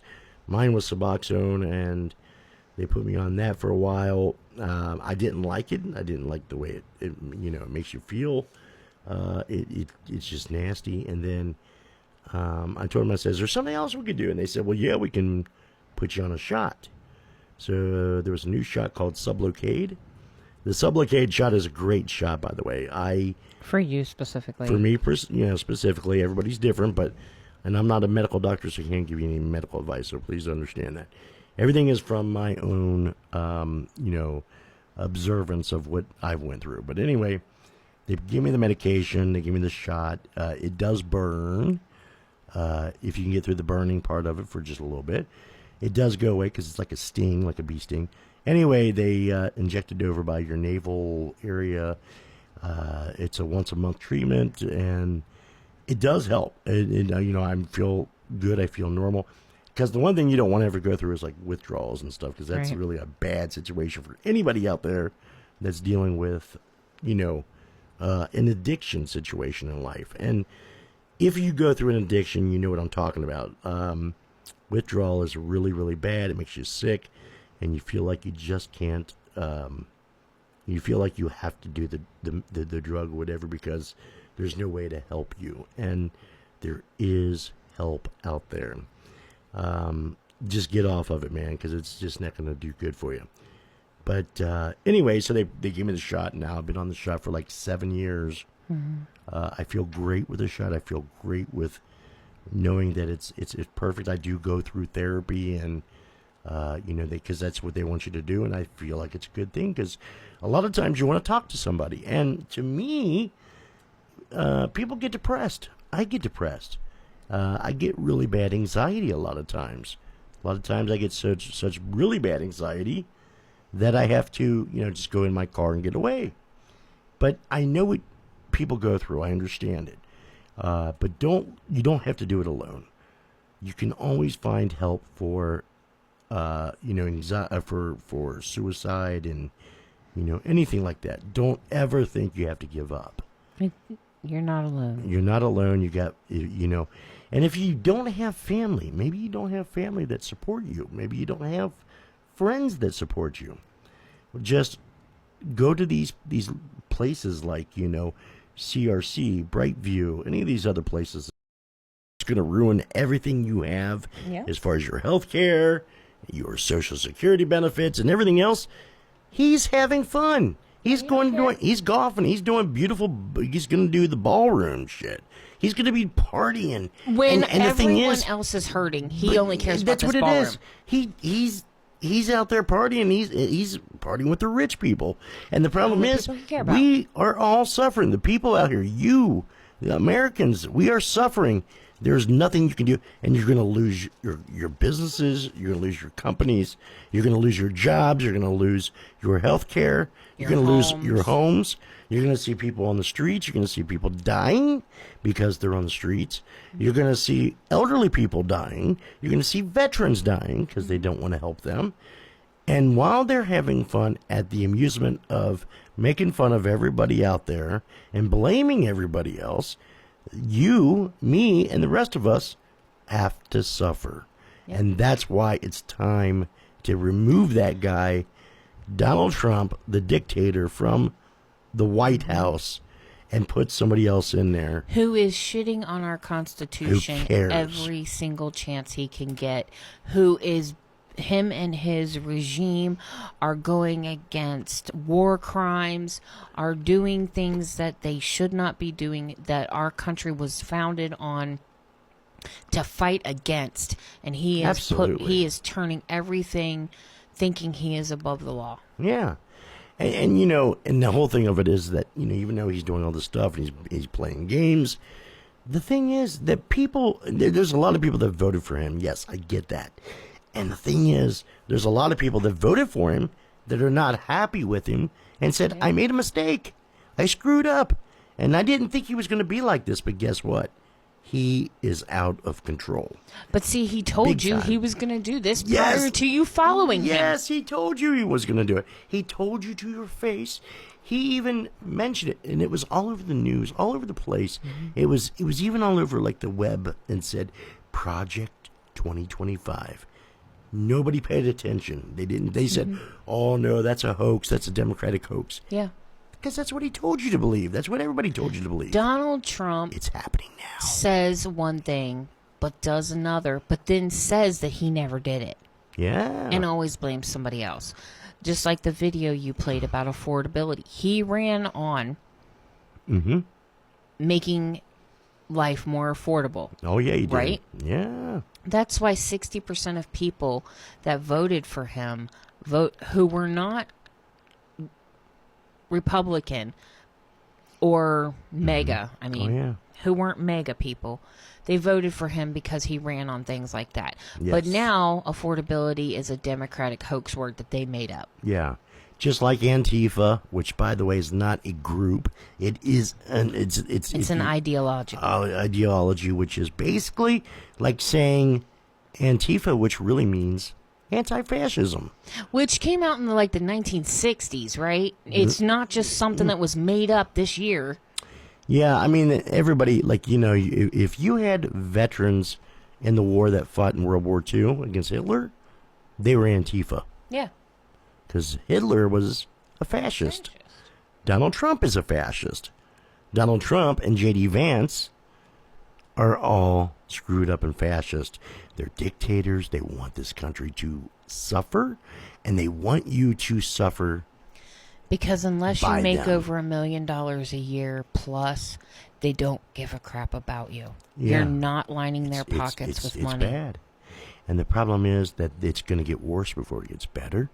Oh, Unless there was a article on the Washington Post did it, but also the New Yorker did it, that if Donald Trump remains president for the next 3 years, I hope not. 65% of the people that voted for him, 25% of the entire population of the United States, will be homeless. Oh, yeah. Due to Donald Trump's tariffs, due to Donald Trump's economy. Yeah. I think we're going to see that happen really soon because our country is... And here's the problem you have to realize, folks. Donald Trump and his people control the numbers of what we really know where we're at as far as a deficit of GDP, that's the GDP growth, or our economy, or anything of that magnitude. The problem is they're not being transparent. They're not gonna be transparent over it.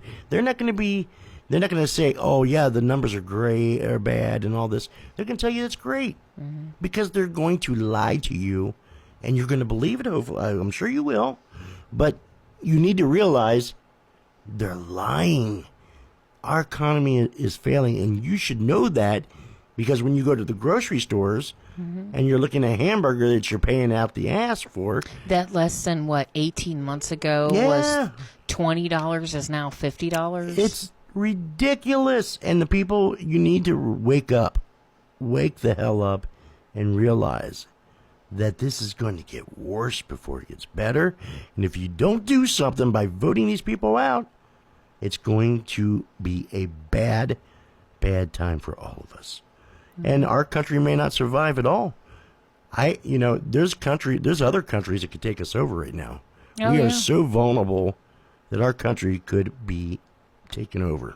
It's that easy. And it would probably be by Putin because he's got Donald Trump exactly where he wants him. Oh, yeah, he does. It's all a game for him. I need you. See, this is what I brought up the other, a couple days ago.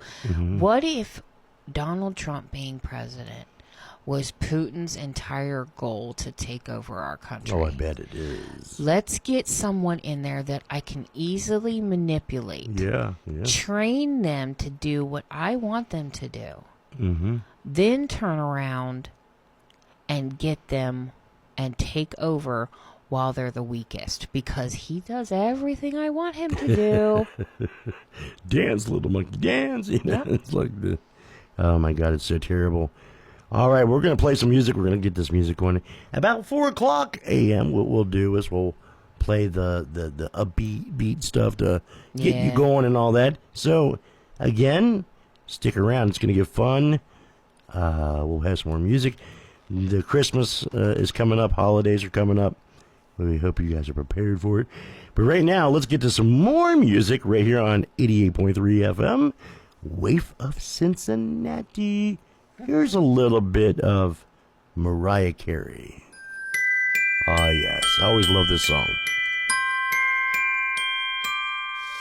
I don't want a lot for Christmas. There is just one thing I need. I don't care about the presents underneath the Christmas tree. I just want you for my own, more than you could ever know. Make my wish come true.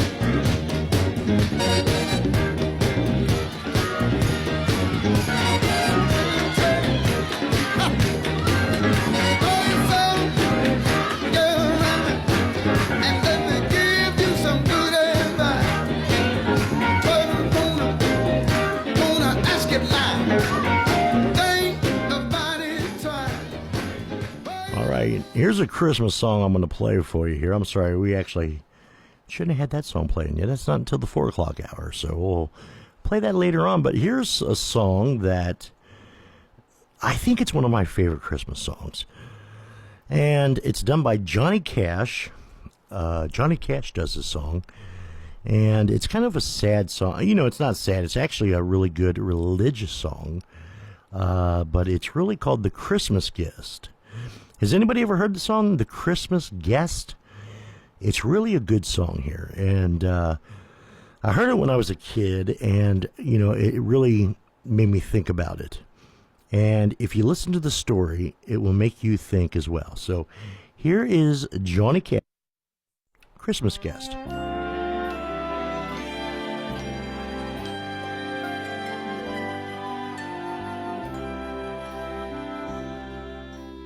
It happened one day at December's end.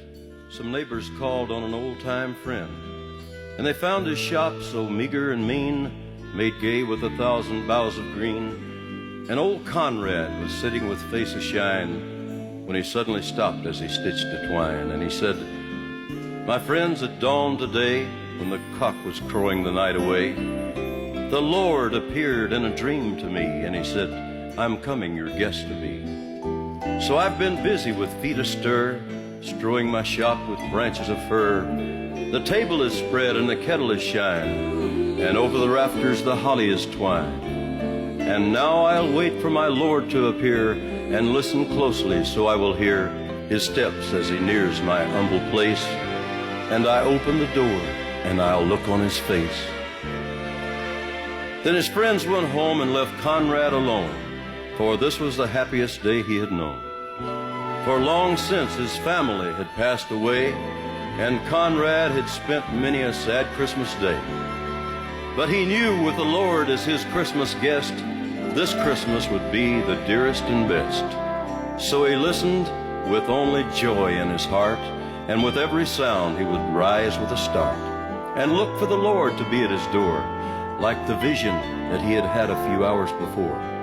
So he ran to the window after hearing a sound, but all he could see on the snow-covered ground was a shabby beggar whose shoes were torn, and all his clothes were ragged and worn. But old Conrad was touched, and he went to the door, and he said, "Your feet must be cold and sore.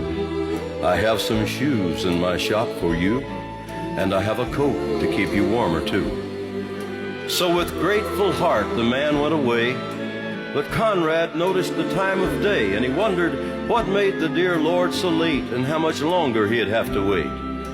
Then he heard another knock, and he ran to the door, but it was only a stranger once more. A bent old lady with a shawl of black, and a bundle of kindling piled on her back. But she asked only for a place to rest, a place that was reserved for Conrad's great guest. But her voice seemed to plead, "Don't send me away. Let me rest for a while. It's Christmas Day." So Conrad brewed her a steaming cup and told her to sit at the table and sup. And after she had left, he was filled with dismay, for he saw that the hours were slipping away, and the Lord had not come as he said he would. And Conrad felt sure he had misunderstood, when out of the stillness he heard a cry, "Please help me and tell me, where am I?" So again he opened his friendly door and stood disappointed as twice before. It was only a child who had wandered away and was lost from her family on Christmas Day. Again Conrad's heart was heavy and sad, but he knew he could make this little girl glad. So he called her in, and he wiped her tears, and he quieted all her childish fears. Then he led her back to her home once more.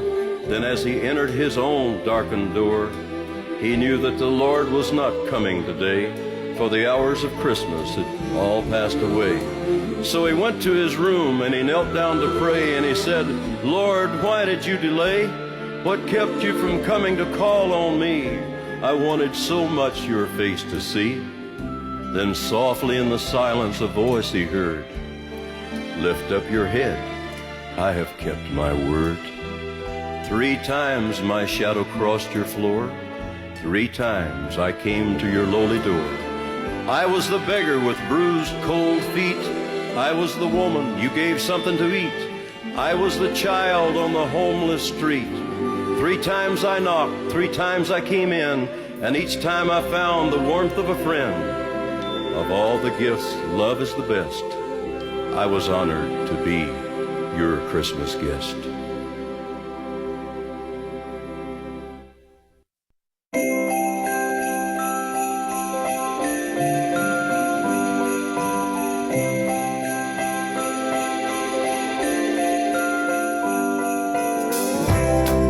You've given me the world with all your love,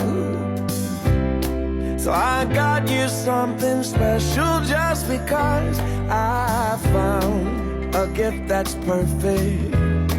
You're more than worth it.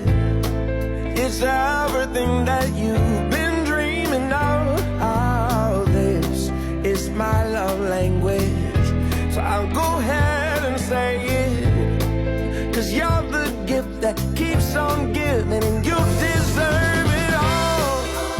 You deserve it all. You know you've been good all year. Come over here and let me show you. You deserve it all. You deserve it all. I show you it more than you'll ever need. It's all good with me, 'cause you deserve it all. You give of yourself so unselfishly, so I wanna give you all the finest things I've found. A gift that's perfect. You're more than worth it. It's everything that you've been dreaming of. So treat yourself to something nice, the luxuries of life. 'Cause you're the gift that keeps on giving. You deserve it all. You deserve it all. You know you've been good all year. Come over here and let me show you. You deserve it all. You deserve it all. I'll show you it more than you'll ever need. It's all good with me, 'cause you deserve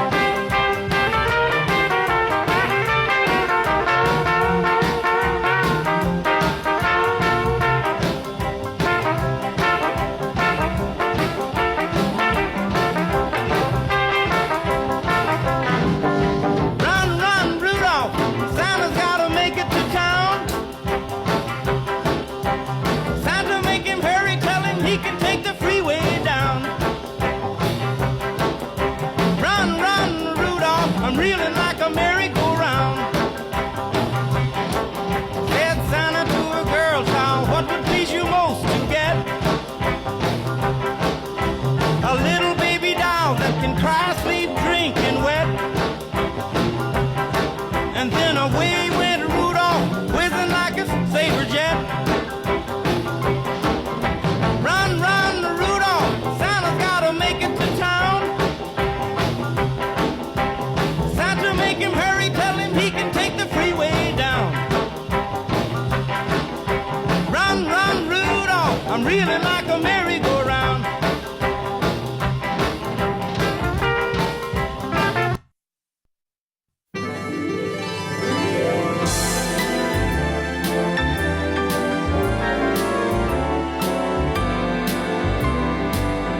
Lacy things the wife is missing. Didn't ask for her permission. I'm wearing her clothes, her silk pantyhose, walking round in women's underwear.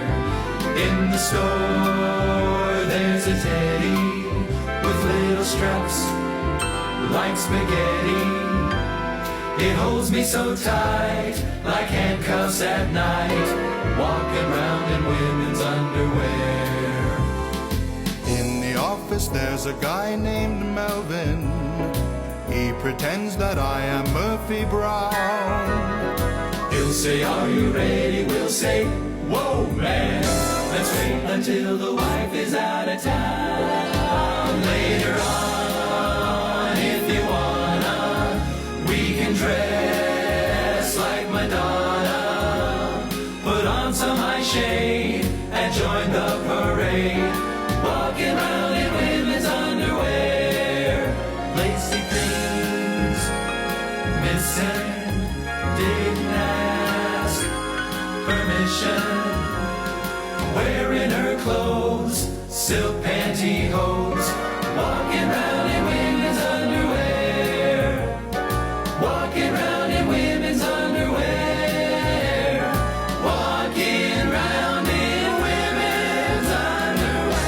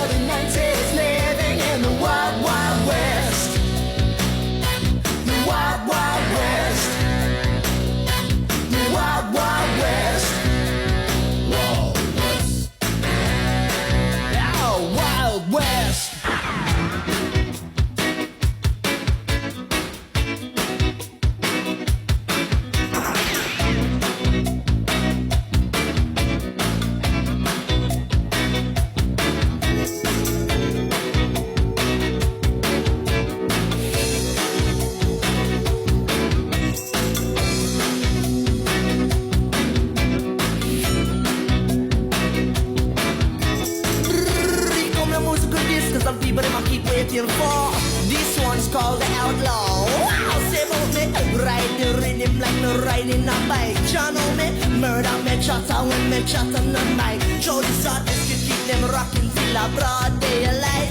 And here come this escape club to rock it, son. I say, live it up, live it up. Live it up, live it up. But if you're out, you know, so the cool I'm on with a bubble up one like this. See me stumbling on my crease, when me walking like new. Let my rhythm off the bed, I stay so cool. Say pray, pray, pray, pray, but I miss the rock it all day. And I ain't got in the way, I always say watch how you stay.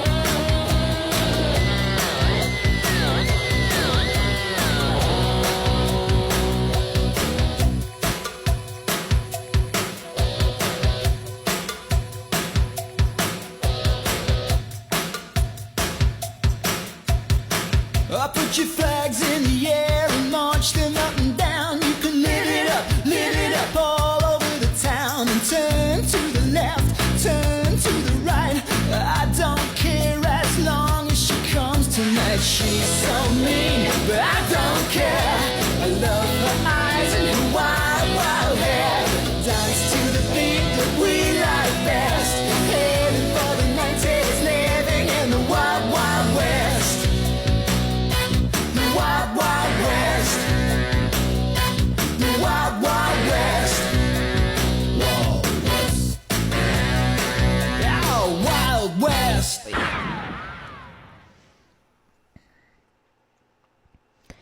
Tune in every Sunday morning on 88.3 on your radio dial or waferadio.org to the Happy Weekend German program with your host, Jabard.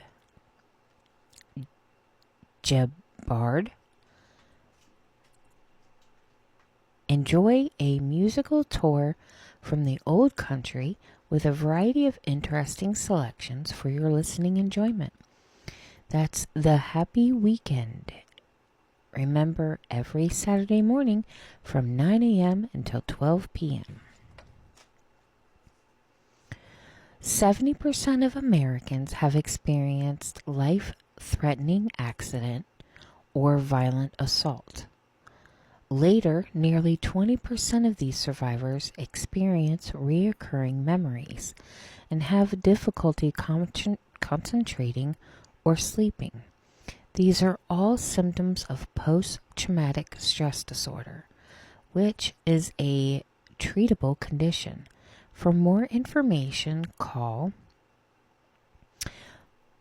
802-296-6300 or visit the website ptsdinfo.org.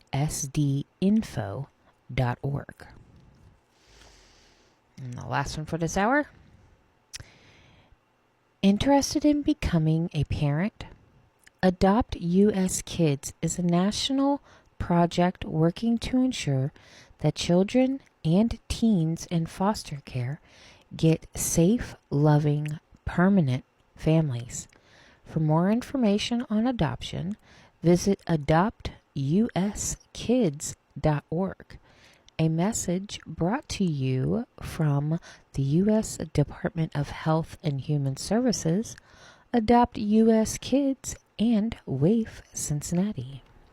All right, there you go. Hey, check this out. So it is currently 44 degrees. It's getting chilly outside, It is by the getting way. chilly out there. So if you're getting ready to go to work, you're getting up. That wind's picking up something fierce. Oh my God, it's cold out there, and it says it's going to be 44 degrees until 5 a.m. and then the rain starts at 5 a.m. and that's when we're going to start. You're going to start seeing the rain coming in around 5 a.m. So Which is an hour and 15 yeah, minutes. right when we leave, it's going to start raining. Oh, fun. And then it's going to rain from 5 a.m. to 6 to 7, 8. And I'm wearing my house slippers and Check nightgown and this out. robe. So you That's got- what I wore to the She station did. today. I threw my back out today, She's so wearing- I am just She's wearing it. comfy It's clothes. so funny.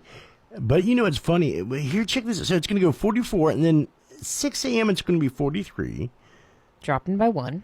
Then it's going to go to 7. It's going to be 42 degrees. Another 1. 8 a.m. it's going to be 41.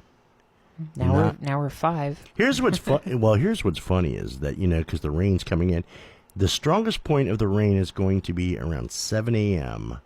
Okay. It's going to be really strong there. No, when we're heading home. Yeah, bringing that cold front in is definitely going to bring it into like your 40s. It's going to be around 40 degrees around between 9 and 11. That's that cold front. And then when you get into the afternoon, here's where it gets a little goofy there. So for your your rush hour traffic. Yeah, so you're going to get in between like 1 o'clock and, all that. So it's going to rain all the way up until like around 5 o'clock p.m. Then it's going to stop raining. It's going to be cloudy for a little bit. And here's where it gets a little weird. The weather starts to change and gets colder. And then it starts to get really cold. And then here it is. Like, give us a for instance. Now, wait a minute. No, I'm giving you You can't just say it's All right, getting now, cold wait a minute. and then you don't give us a for Well, instance. you got to, if you let me finish without cutting me off, you'll know. So here it comes. 5 o'clock p.m. is some snow showers. Now they're saying the snow showers are going to be a little bit of snow. It's going to be like a little bit of flurries. They're saying that it's not going to be strong, and then it's a little dusting there. Guess where the temperature's at 3 o'clock p.m. 3 o'clock? Yeah. Just guess what the- 32. Close. It's going to be 28 degrees. That is not close. That is freezer temperature. I mean, it's so cold out there like that. But it's so weird because all this rain coming in. So is the cold blast coming in early? Because didn't they say it was supposed to hit like Thursday or Friday? Well, it's going to be really cold and rainy. Like throughout the night, negatives but- by Saturday. But they check said. this out now. Here's where. So on Thursday. With the wind chill. Thursday, it's going to be 28 degrees. That's going to be, and then by around 10 o'clock p.m. on Thursday, you're going to start seeing snow coming in.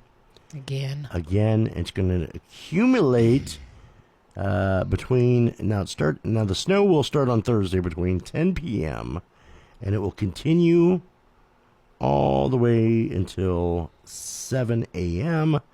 with a final accumulation of 3 to 4 inches. I guess depending on what part of town you're in, though, too. Yeah, so it could be different in different parts of Cincinnati, but always make sure you leave in enough time. Give yourself some grace period. Because you never know if it's going to get worse, and it's like, you don't want to go out there and start rushing around trying to hurry up and get to work and being that person who gets somebody killed. Like the one tonight Yeah. on the way in here. Some jerk face It was flying behind us on a 25-mile-an-hour zone.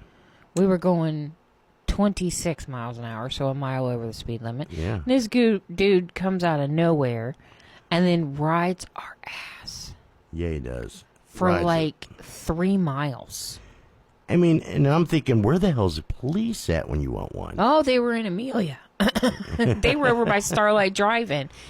I think they were all like, They were all hanging out over there. Yeah, and they're like, let's get some donuts. Bethel cop and everybody was hanging over there. And I'm sitting there going, where the hell is these cops at, man? I need some cops around. But no, there was no police officers, Instant karma for doesn't us. always happen to everybody. No, it's so weird though. It's like, and I think that I wish that there would be times when you think about like the police being there.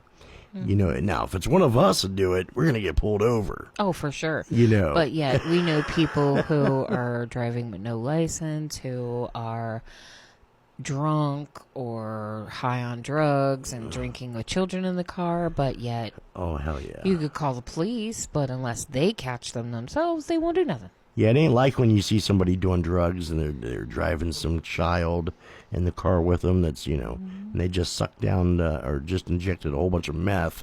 Or know, whatever their drug of choice is. Or heroin or whatever it is. You know, they're dangerous. And it's kind of scary when you think of that, you know. And that's what's really amazing, really is. By the way, I was reading this article about these two men in the tri-state North College Hill area. So they had these two men that are accused of putting credit card skimmers on machines. Oh, that's where they were from, North College Hill? Of North College Hill convenience stores. I kind of skimmed through that. So if you're in that area... Farkas Thomas is accused of installing a skimmer at the UDF on Hamilton Avenue on Sunday, while Theodore Roman allegedly acted out as a lookout. They were able to steal at least around $5,000, according to the court papers. Court papers do not indicate how long the skimmer was in operation, but both men were charged with theft, misuse of credit machines, possessing criminal tools, telecommunications fraud, and forgery. Now, my biggest question is, well, I got several questions with that. Were they workers or owners of the business? Did they know somebody who helped them, or were they just total strangers who just happen Oh, yeah, I mean, you know. to have a key to open that box up to be able to put a skimmer in it? Well, I don't know if you've ever seen one, but what they do is they take these skimmers, right? I thought it was attached to the inside the credit card machine. Well, what they do is they take it, and it looks like a little thing, and they slide it over it. So when you go to put your card in it, into the machine, you're actually going into their skimmer, which reads it and then sends that information to their, to their credit card, to their stuff. So in other words, you think you're swiping your card in the UDF, for example, machine, but what are the things on the outside? The way to find out is if you touch the thing, like if you touch where the credit card goes in. Yeah. If you pull on it and the piece comes off, then it's a skimmer. Then it's a skimmer. So always keep an eye on that, guys. Keep an eye on that. Even in the credit card machines in the stores. Yeah. Check that crap out, because this is the holiday season, and this is when people start getting freaky and start stealing and stuff. So it's really weird, though. It's really kind of we were crazy. talking about that at the fast track when we went to go pick up something today. About you're like, do people really just walk out? Yeah. I mean, it was like last year. I was there during Christmas time. Some lady came in with 2 totes, empty totes, and she just started picking stuff up off the ground, off the shelves, and then just walked right out the door. And none of the employees knew anything about it. Oh my God. You know what's funny is that, here's one that's really crazy. Check this out. So apparently in West Palm Beach, Florida, Never been. The CBS 12 News I-Team is digging into a new Associated Press investigation that reveals U.S. Border Patrol has been tracking and flagging drivers not for breaking traffic laws, but for their travel patterns, raising fresh privacy questions here in Florida. No, really? So you don't think they're not monitoring you every day anyway? Yeah. And if they're not monitoring you, your neighbors are, and your neighbors are calling on in you. Several interior states using hidden cameras, license plate readers to identify suspicious travel patterns. In some cases, the investigation found Border Patrol alerted local police to stop the drivers based on solely of the analysis of not because they broke the law, but because they needed to question them. They've noticed this has been happening in highways in Arizona, Texas, and Michigan. There's also a difference between Border Patrol and ICE, too. So, well, ICE are bad. I don't You know, At least the people Donald Trump has hired. And then Border Patrol, iffy, but necessary. They do. You know, it's like these ICE agents. They're not. They haven't went through like schooling and stuff for this. They haven't never went through training. And that's what makes me get. They're really just pissed. Joe Schmo and on the ground, and you know they're ICE or they're corrupt if they don't show their faces. Yeah, they always got to be masked up. You know, it's like, you know, when they have to hide their face, you know, there's something wrong. You know, it's corrupt because that's what, you know, they do. But these ICE agents, they're rounding up, you know, these like civilians that are, you know, they're legal citizens. Yeah, or they're here legally for and some reason. they're getting some people like on traffic violations that's not a crime, like a major crime. No, but he's getting the major criminals out. Yeah, I think somebody did a thing out of the 270,000 people they deported in the past 11 months. How many were real? 18 of them were actual drug dealing criminals. Out of the now, let me put this back in your head. Out of the 270,000 people they deported, meaning ripped off the streets or out of the courthouses that they're going legally to become citizens out of. Only 18 of them. That's 18 of them. Oh yeah. Were actual reported criminals. See, that's pretty bad. And 22 of them had like major traffic violations. No, I'm not talking about like speeding tickets and stuff. I'm talking like major accident kind of things, but nothing to be deported over. Wow. Hey, you know what? You were talking about the solar flares that are going to be happening. Geometric storm. Yeah, geometric storm, is that what it's called? Yeah, geometric. I want to call it a geometro of the car. I don't know what the hell I'm thinking. So what is the? So a lot of people probably every time don't you know say this. ice in my head, I'm going ice, baby. All right, so geometric storm. What is a geometric storm? Educate us. It's from the solar flares. When the sun shoots off those extra gas and radar. Well, radiation. They're saying that apparently we're going to be experiencing one of the longest solar eclipses coming this year. Ooh. Apparently, it says that the duration matters. When the moon covers the sun for longer than 6 or 7 minutes, the experiences change character. People have time to adjust the darkness. They notice that the birds are going quiet, to feeling the air cool on their skin. But scientists can run longer experiments. Photographers can calmly work through checklists instead of scrambling. But this new one that's coming through is going to be a little bit longer. Apparently, instead of about 6 or 7 minutes, they're saying around. Check this. Are you ready? 10 to 12 minutes. That's longer. That's longer, though. I mean, it's pretty cool. Yeah, but that has nothing to do with the geometric storm. I know, but I'm just saying it's part of this whole thing that's going on, like this solar when eclipse. When is the solar eclipse? It's saying that scientists are researching. Let's see here. When is it going to be here? Because I was just reading the damn thing, and I thought, that's pretty interesting. But let's see. It says the solar eclipse is going to be around January 28th. There we go. We got a date. There you go. January 28th. Check it out. Put the solar eclipse on. Make sure you have the specialized glasses. Oh, yeah. Don't look at it straight. When we were in shop class, they showed us how to make one out of cardboard. They did? They actually showed you how to do it? Yeah. We were all standing out in the school parking lot with our little cardboard things going straight down on a piece of paper. So you could see the sun on the paper as it covers through the moon. Yeah. Or whatever. I don't care. You know this? Check this out. So here's a little bit of food for thought. So all you coffee drinkers out there, if you're a coffee drinker like me, like Jen and I are, we love our coffee. We drink a lot of coffee, by the way. Yeah, we do.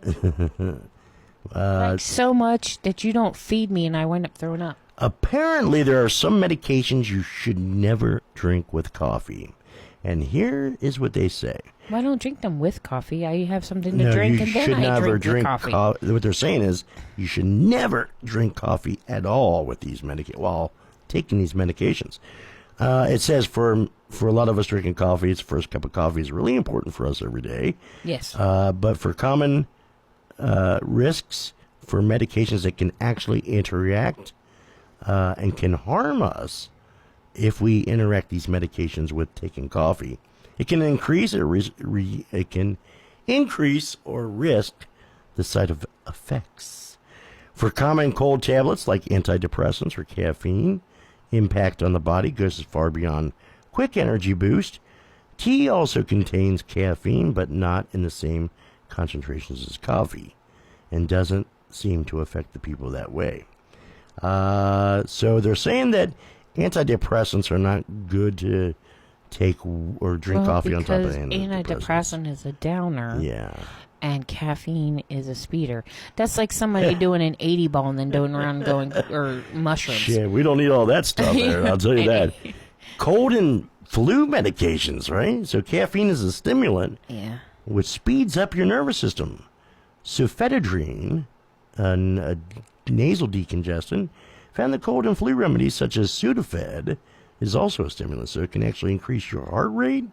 You can get headaches, jitters, and lead to insomnia. Thyroid medication. If you're on a thyroid medication, levothyroxine. Hey, me. The standard treatment for this, well, check this out.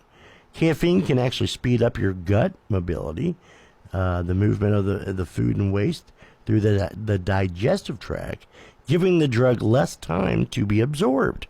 So, well, as of right now, my doctor said my thyroid levels are perfect. It's been 6 years to get them there, but I'm there. Well, there you go. So anybody taking levothyroxine or thyroid medication, drinking a cup of coffee can actually slow down the medication to work. So that's pretty interesting. Anybody that's on serotonin, these are like antidepressants like we were talking about. These, they were found that it can actually cause people to become more depressed. And check this out. If you drink caffeine on it, they said the potential is even more potent. It can cause side effects and higher risk of an overdose with the medications. Can actually increase an overdose of serotonin. Interesting. Painkillers. Painkillers such as aspirin, Tylenol. Coffee can speed up these drugs absorb, accelerating fast in your stomach. As it empties out the stomach, can become more acidic, improves absorption of some medications such as aspirin. While the painkillers work faster and can also raise the risk of side effects, like in your stomach irritation, bleeding, and also can be reported to caution into being advised and serious problems with your gut. I have gut issues anyway, prior to starting to drink coffee. Here's one. Heart medications. That's what I'm on. Caffeine can temporarily raise your blood pressure. Which is why you're only and your heart rate, typically lasting 3 to 4 hours of consumption. For people taking blood pressure medications or drugs control irregular heart rhythms. That's why your doctor has told you you're only allowed 12 ounces of black coffee a day. And what do? You get the tall freaking... I don't care. I need my coffee. Well, it is regular coffee, but you're like drinking 3 large ones a day instead of 1 12-ounce a day. I mean, it's really interesting. Like this can cause a lot of problems and everything. But did you know there's a town in Kentucky called London, Kentucky, that is called the Christmas capital of the U.S.? Did you know they have a Christmas village in Michigan as well? I did not. Yeah, I've only been. It's called Frankenbooth. I've only been to Michigan like twice in my life, and it's been with you. I was, Frankenbooth. That's the place where like Frankenfurter. Yeah. I mean, it's there's a lot to it though. You can find all kinds of like things to do up in Frankenbooth. But I used to go up there with my aunts and them, and it says here ice agents pepper sprayed a crowd amid Trump's Somalian crackdown. Excuse me. What's funny is that, you see all this stuff happening, and of course, we are like facing some serious crap because, these drug cartels, they bomb these ships that they say had drugs, but they're finding that if you look at the ships... Did you notice it was a speedboat, by the way? But they're saying that if you look at these boats, the people like on like these like heat vision or whatever. Yeah. They're showing them actually standing there. Like a lot of them are standing, like they'll be with their hands up, and then all of a sudden, they shoot, they blow it up. And like the fishing boat. That's what it is. And then the fishing boat, and then they have them. And then you have Pete Hegseth saying, "Kill them all." Mm-hmm. Kill them all. Oh, I didn't say that. I wasn't even in the room. I had important meetings to go to. Now they're blaming each other. They're blaming now they're throwing the military under the bus. Yeah. Oh, they're going to throw anybody and anybody under the bus when they get caught in saying something. It's always somebody else's fault. It was, we never said that. I don't know what you're talking about. Complete denial. Yeah. Oh, yeah. Eileen Higgins is the one who wins Miami mayor. She's the one that won. She's the 30-year Democratic. This is the first time they've had a Democrat win since about 28 years ago. They've had a Republican as the mayor. Nice. Interesting. Senate Democrats are to introduce a bill to block Trump from putting his face on a dollar coin. Who gives a crap? What? Okay, please tell me that they're not focusing on going after him in court over a coin instead of the fact that, he's basically putting everybody in the streets because nobody's going to be able to afford anything, and then people are going to die, and then he's going to put military on the streets, and they're just going to randomly start shooting people like this is Nazi Germany. But let's send him to court over a coin.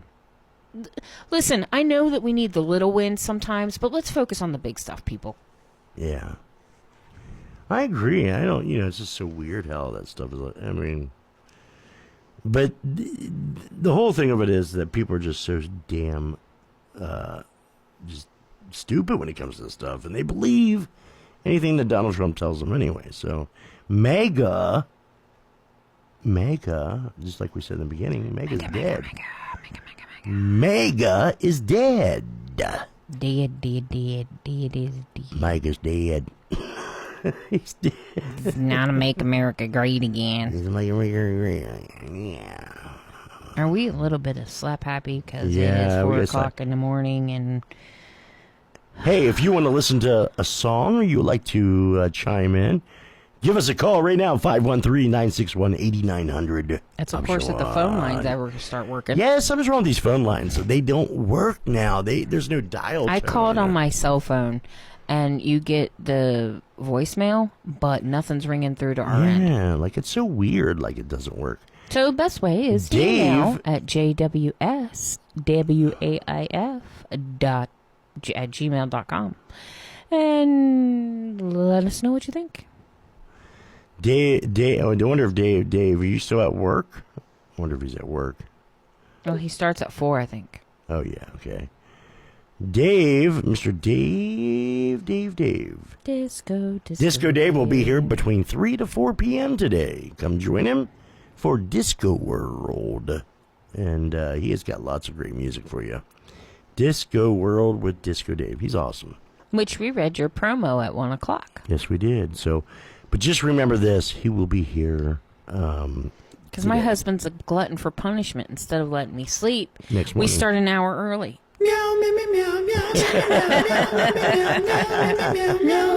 We'll be back.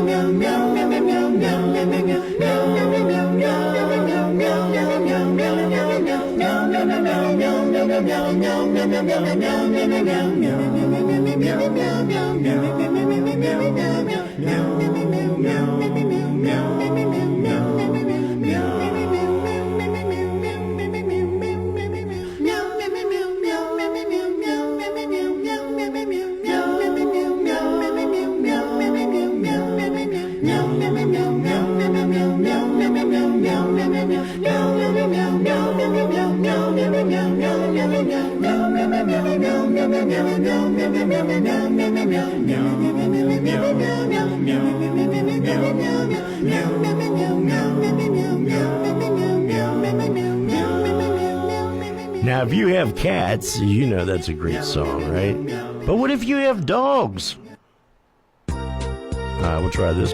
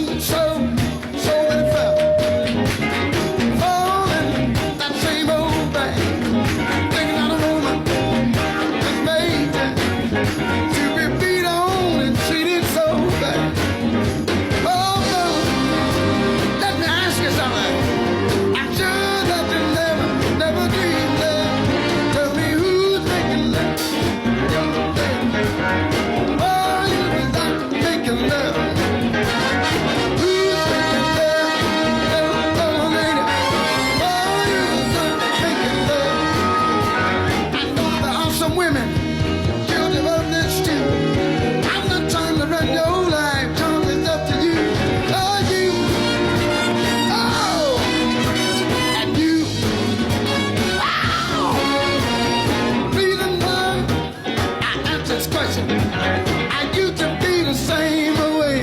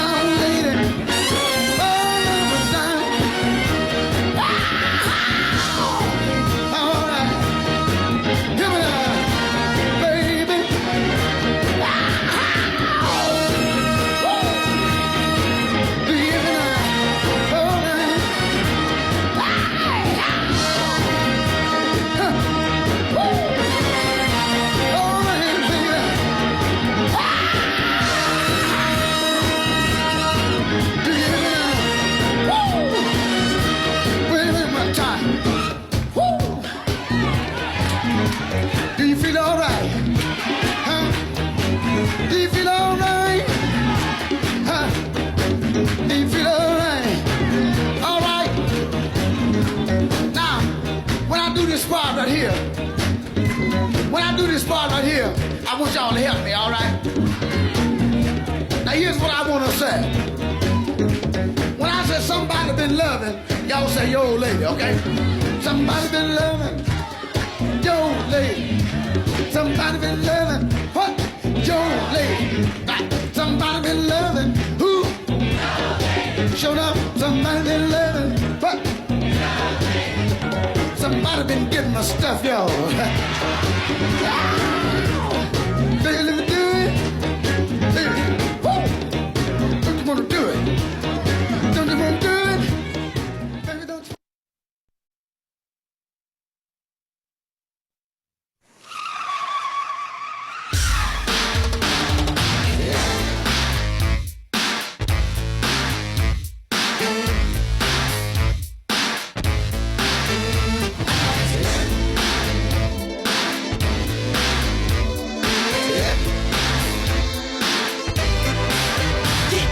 Everybody's talking all this stuff about me. Now, they just let me live. Oh, I don't need permission, make my own decisions. That's my prerogative. They say I'm crazy, I really don't care. That's my prerogative. They say I'm nasty, but I don't give a damn. Getting girls is how I live. Some ask me questions, why am I so real? But they don't understand me, or really don't know the deal about a brother trying hard to make it right. Not long ago, before I win this fight. Everybody's talking all this stuff about me. Why don't they just let me live? Tell me why. I don't need permission, make my own decisions. That's my prerogative. It's my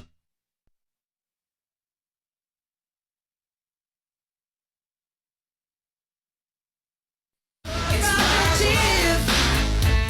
It's the way that I wanna live. It's my prerogative. I can do just what I feel. It's my prerogative. No one can tell me what to do. It's my prerogative. 'Cause what I'm doing for you now. Don't get me wrong, I'm really not suit. Ego trips is not my thing.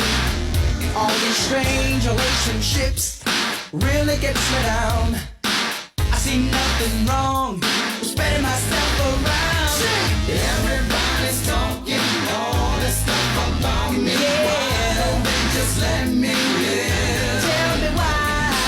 I don't need permission. I don't need my own decisions. my own decisions. That's my prerogative. It's my prerogative. I can do what I wanna do. It's my prerogative. Can live my life. It's my prerogative. I'm doing it just for you. It's my prerogative. It's Tell me why can't I live my life without all of the things that people say?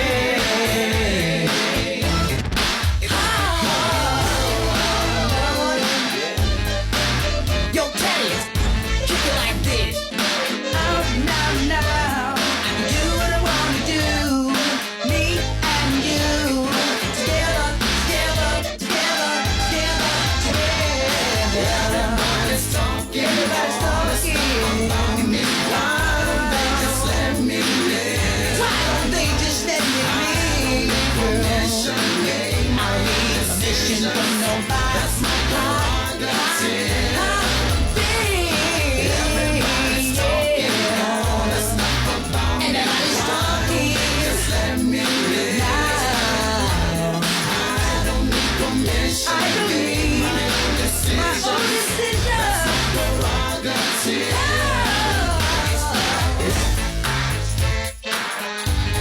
What is this, a blizzard that I can't have money in my pocket and people not talk about me? This world is a trip. I don't know what's going on these days. Got this person over here talking about me, this person. Hey, Hey, listen, let me tell you something. This is my prerogative. I can do what I want to do. I made this money, you didn't. Right, Ted? We out of here. It's mine, it's mine, it's mine, it's mine, it's mine.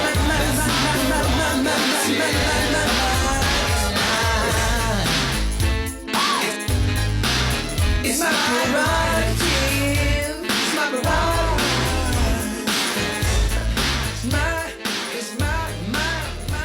It's my prerogative. Can't you see, baby doll?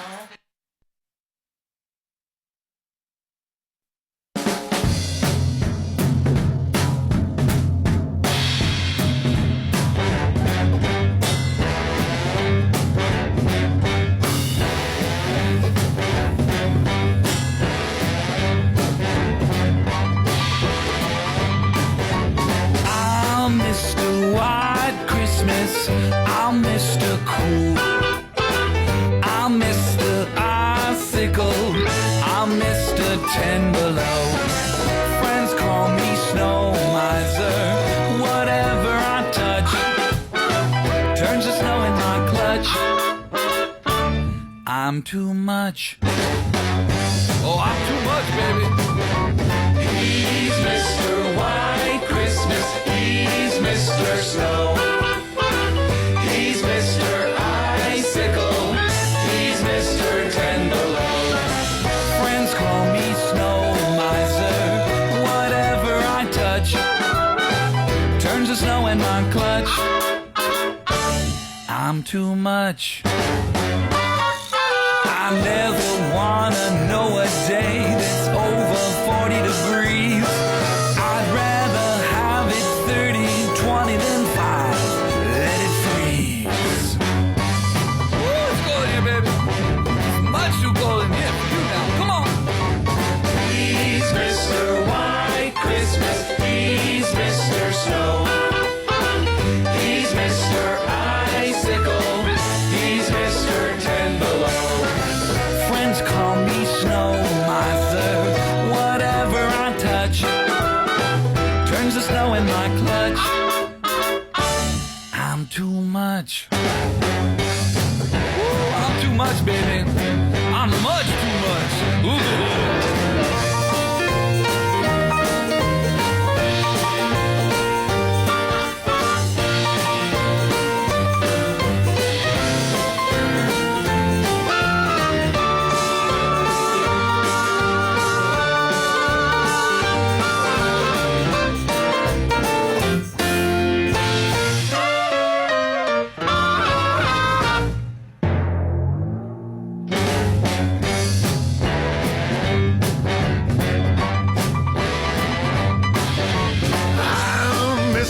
Green Christmas, I'm Mr. Sun. I'm Mr. Heat Blister. I'm Mr. 101. They call me Heat Miser. Whatever I touch starts to melt in my clutch. I'm too much. He's Mr. Heat Miser. He's Mr. Sun. He's Mr. Heat Blister. He's Mr. 101. They call me Heat Miser. Whatever I touch starts to melt in my clutch. He's too much. Thank you.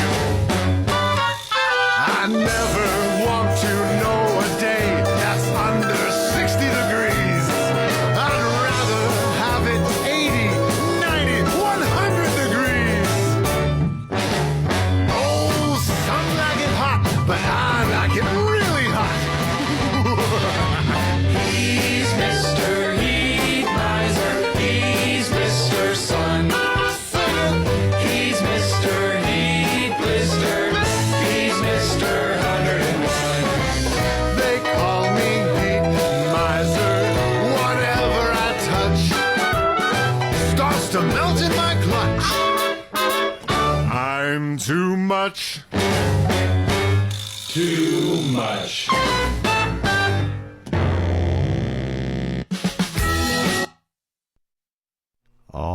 right, it's time for Jen to do some PSAs. Want to get wacky with Waif? Well, turn into the Novelty Records radio show every Friday night from 11 p.m. till 2 a.m. Saturday morning. Join your host, Rock and Roll Doctor, as he plays the very best in comedy, novelty, and dementia music. What the hell? Yeah, I'm going to let you reread this again to make sure that's what I read right. Did you just say dementia music? Dementia. Yeah, dementia music. A show of fun music and laughter. Exclusively exclusively. Listen, I am not knocking anybody, but the typos in this thing are horrible. Negative. On Waif 88.3 Cincinnati. For details about the show, check out the website at www.djrockdoc.com. DJ. Teens, is everything okay? No. Or do you need to talk and no one is there to listen? Call the Hamilton County Mental Health Access Point at 513-558-8888 to discuss any problem. MHAP operates a 24-hour hotline that answers calls and connects customers to appropriate services. Someone is out there who cares, and they want to help you. Remember, the call is confidential and free. We really do care about you. That's the Hamilton County Mental Health Access Point at 513-558-8888 or www.mentalhealthaccesspoint.org. Why can't... Oh, no. Words. I can't do words today. Wow. Why can't I grow azaleas? That's the word. Sorry. Why can't I grow azaleas now that I've moved to Cincinnati? What is that bug? How do I prune my hydrangea bush? Now getting answers to your gardening questions is easy. Call the Civic Garden Center Gardening Hotline at 513-221-TREE. That's 513-221-8733. Volunteers staff the hotline desk from 9 a.m. till 1 p.m. Monday through Friday. And you have been listening to Waif Cincinnati. This may be the first time we've said it all night long. I am sorry. No, we said it a couple times. I mean, sure. I said it a couple times. I probably zoned out because your voice sometimes mellow tone and I... Same thing with hers, man. She starts talking, I fall asleep over here. I'm like... You were there for a little while when I was going off on a small tangent. And then I started thinking about, like, Disco Dave. You know, like, when he's here, he poor Dave. He usually falls asleep, too. When he falls asleep, he has that one eye that kind of just goes bloop, and then he just, like, bobs over to the right, and I'm like, oh, no. And then he goes... yep, got it. It's like, what did you do, Dave? Oh, really? God love him. Love you, Dave. Miss Hey, you. we got a lot of Christmas stuff coming up here these next couple weeks. So, what are you guys going to do for Christmas? I know we have coming up. My family and I, we all got Christmas coming up here. We got plenty of stuff going on, and. Basically, mainly What's your favorite? family because my mom doesn't celebrate Christmas. What's your favorite Christmas bakery? You mean bakery like a store or bakery to eat? No, it's bakery to eat. Say bakery item then. Don't get technical. Just do what it is. Why do you have to do it there, Edna? Yours is the Little Debbie Christmas trees. Yeah, I love the Little Debbie Christmas trees. But when somebody bakes an item, what's your favorite? I like the what's those little the one Christmas cookies? They're like called the wedding cookies. The wedding. Aren't they thumb white? drops. Yeah, or wedding balls. There's like some nuts in it, and Yeah, pecans. yeah, the pecans. Yes. And then I like no bakes. No bake cookies are my favorite. Yeah, you like peanut butter no bakes. Nope, chocolate. And chocolate. Chocolate's my really favorite. Well, chocolate's your favorite, but you'll eat peanut butter in a pinch. And the thing is, there was a lady that we knew so much, and she used to cook Judy Gardner. every Christmas. God love her. She would sit there and bake and bake and bake every year, and then always make us an entire bucket of all of them, because we were never for her house on Christmas when she had all of them displayed out for the family. But she made us a big bucket of them all every year. And it's so good too, because like with like the ones with the jelly in them. Yeah, there was like this jelly. It was like round in there, like the jelly drop or whatever. It was pretty good. But I like certain things, and can I ask? I want to ask people this too. Do you have a favorite coffee place that you like to go?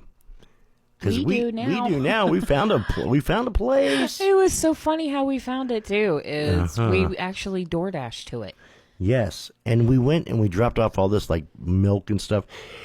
And she's like, "This is our coffee place." So we're like, "Let's try the coffee." Yeah. So they tipped us. We took the tip and they tipped us $8, and we turned around and spent $7 of it.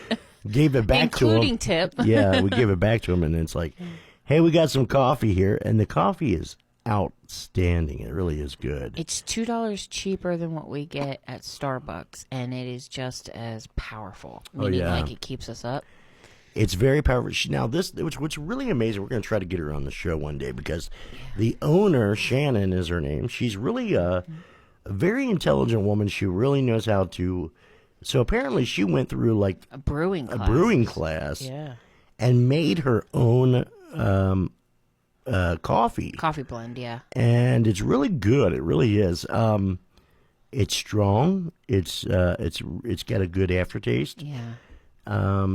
But it's really good. And we used to drink like Big B's, 7 Brew, Starbucks. 7 Brew, Starbucks. Well, we started out, when we first started, it was coffee. It was gas station coffee. Gas station coffee. We only Dunkin' liked Donuts. gas station. Then we went to Dunkin'. Then Big B's opened up. Yeah. We kind of went to Starbucks every now and again, but we just couldn't justify the price. But Big B's is on every corner now. It's like It's like Starbucks, but and they're more expensive than Starbucks for the same drinks that we get. They used to be cheap though, and then they raised their prices, and then now it's like not the same thing. Yeah, no, it always tastes burnt. It does. Like you're drinking coffee that's been sitting on the pot, that's brewing for 4 days. Well, because that's what UDF or not UDF. That's what Dunkin' Donuts used to. It tasted burnt all the time. It did. I'm like, why does this coffee have to be burnt? It's so good. And she just farted. I'm sorry, how I said. My Excuse wife me. just farted, and she blew me out of the room, man. I have IBS. I can't help it. It's gonna come out one hole or another. It's like a nuclear bomb. They're usually loud, but they don't smell. It's the ones that aren't loud are the ones that you got to worry about.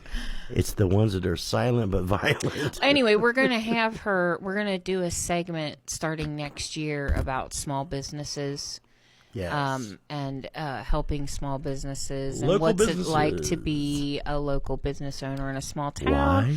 And she's going to be like one of our first guests to knock off that new segment. Because we need to start to recognize local businesses. Mm-hmm. I think to me, and we really think this, because big corporations, they make lots of money. They don't care about you. You just fart again. I did. I'm so sorry. What the hell is wrong with you? Ever since we've moved in with her mom, we have this food that we eat. Her mom cooks great food, but man, we fart like it's all gas. Our tummies are not good. Are not used to eating actual normal food. I know. I've gained like 10 pounds since we've been living with Mom. Oh my God, I have. And it's not like she feeds us multiple times a day. It's one meal a day, but it's like... And it's very, like, Mom likes to put lots of pepper in She it. basically, every single thing that she makes is made with butter. And there are two different kinds of butter that there's 3 different kinds of butter. There's normal butter, that 100% butter that she uses for baking. Then there's the garlic butter. She's got like 8 tubs of those. And then the honey butter. And then she's got like 6 tubs of those in the refrigerator because they go through so much of it. Terry just takes that butter and just spreads it on everything and eats it that way. Well, and here's the thing, though. It's like she has a certain kind of butter she leaves outside. Yeah, that's a controversy that I just want to know, is it bad or is it good? Hold on, I think I gotta sneeze. How many people out there, first of all, what type is it? Is it margarine or is it butter? Yeah, which is safer to leave out on the counter, margarine or butter? Yeah, which one? I know that butter used to be able to be set out before refrigeration was ever created, right? But can it just sit on the counter in the tub or wrapped in the plastic, or does it have to have that water? Excuse me again. There she went. Water bath container, to make sure that germs and stuff don't get in it. Well, because certain butters, if you put it outside and you don't refrigerate it, it can cause problems. You get sick. Well, just like did you know Bacteria. you don't need to keep eggs in the refrigerator? Well, I do. But they last longer if you keep them in the refrigerator. Damn, something in here really causing my shit. Psychosomatically, you want to put butter in there, but I don't know, man. But my wife is having a sneezing fit. She's in there sneezing away. She's achoo, achoo, achoo. My poor wife is sneezing. She's having a fit over there, sneezing fit. But yeah, we just always wanted to know that, like, butter's a major situation, right? Because when you have somebody that's got butter and they're taking the butter and they leave it outside on the table. I mean, is that safe to eat that shit? I mean, because I'm worried about that kind of stuff, Oh, I ran into the wall.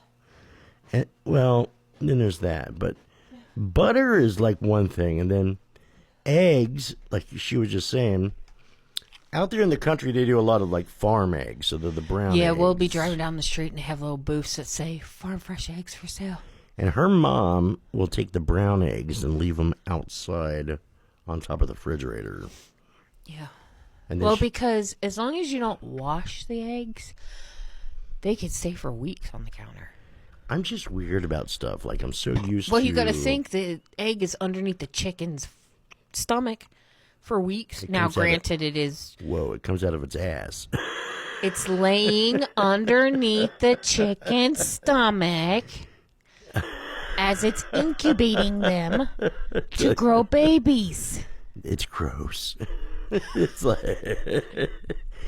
like I told him for the very first time what an egg-bound chicken was. Okay, well, let me ask you this. What? What came first, the chicken or the egg? It depends on who you talk to. I just want to know which one came first. Okay, it depends on who you talk to. Well, there is a scientific approach to it. Well, God created all animals, so he probably created the chicken first. Are you serious? I'm just saying, God created all animals, right? He created humans out of dust. We already know that part. And he created all animals, so what makes you think What's that up with these poinsettias everywhere? They're Christmassy. I mean, did somebody donate these things? I don't know, but they're Are pretty. those real? No, I don't think so. They probably have them in the closet or something, like poinsettia. Poinsettias, by the way, are my favorite Christmas plants. Yes, they are. I love poinsettias. Did you know they're poisonous, by the way? Extremely poisonous. Poisonous to animals, so don't let your dogs eat them. Or cats. Because cats like to chew on plants, just like dogs do. We have dogs that, see, our dogs do stupid stuff like that, like Nala. I love how we're starting on one subject and we just keep snowballing further and further away. Okay, well, we went from farts to butter to milk to this to that, This is what we're like in a car all day long, delivering food or We just start talking packages. about We certain just stuff, yeah. deliver. We just deliver. We just start at one subject, and then by the time the conversation's done, went through 18 different subjects That's and what never makes it really got fun. the answer to the first part. Yeah, that's what makes it fun, though. Hey, by the way, we are for hire if you want to hire us. Anyway, back to the coffee thing, which she is going to be an underwriter, by the way. Yes, she is. So we'll be able to talk about her. The coffee place, it's a really good place. It's called The Loft. I will The say that. Coffee Loft The Coffee in Loft Georgetown. in Georgetown. Georgetown, Ohio. Mm-hmm. And we're going to talk about that more when she signs up and everything. We're going to... Yeah. You They'll know, create her a promotion for commercial, her. I think. Yeah, they will. And then we're going to put her on air here, and we're going to interview her because Yeah. there's a lot of good stuff here. Because we've been, you know how we've been discussing for the past couple weeks about, you know, shopping more locally, getting away from the big box stores and Because we stuff tell you like that for Christmas, make sure you shop locally. Yeah. So, I brought up the point about, well, why don't we have her come on to the show, do an interview with us? Why don't we create a segment about small businesses? So if anybody out there would like to be part of that, please email Jerry at jwswaif@gmail.com. Why are you laughing at me? Because you said you have this southern, like, country... W.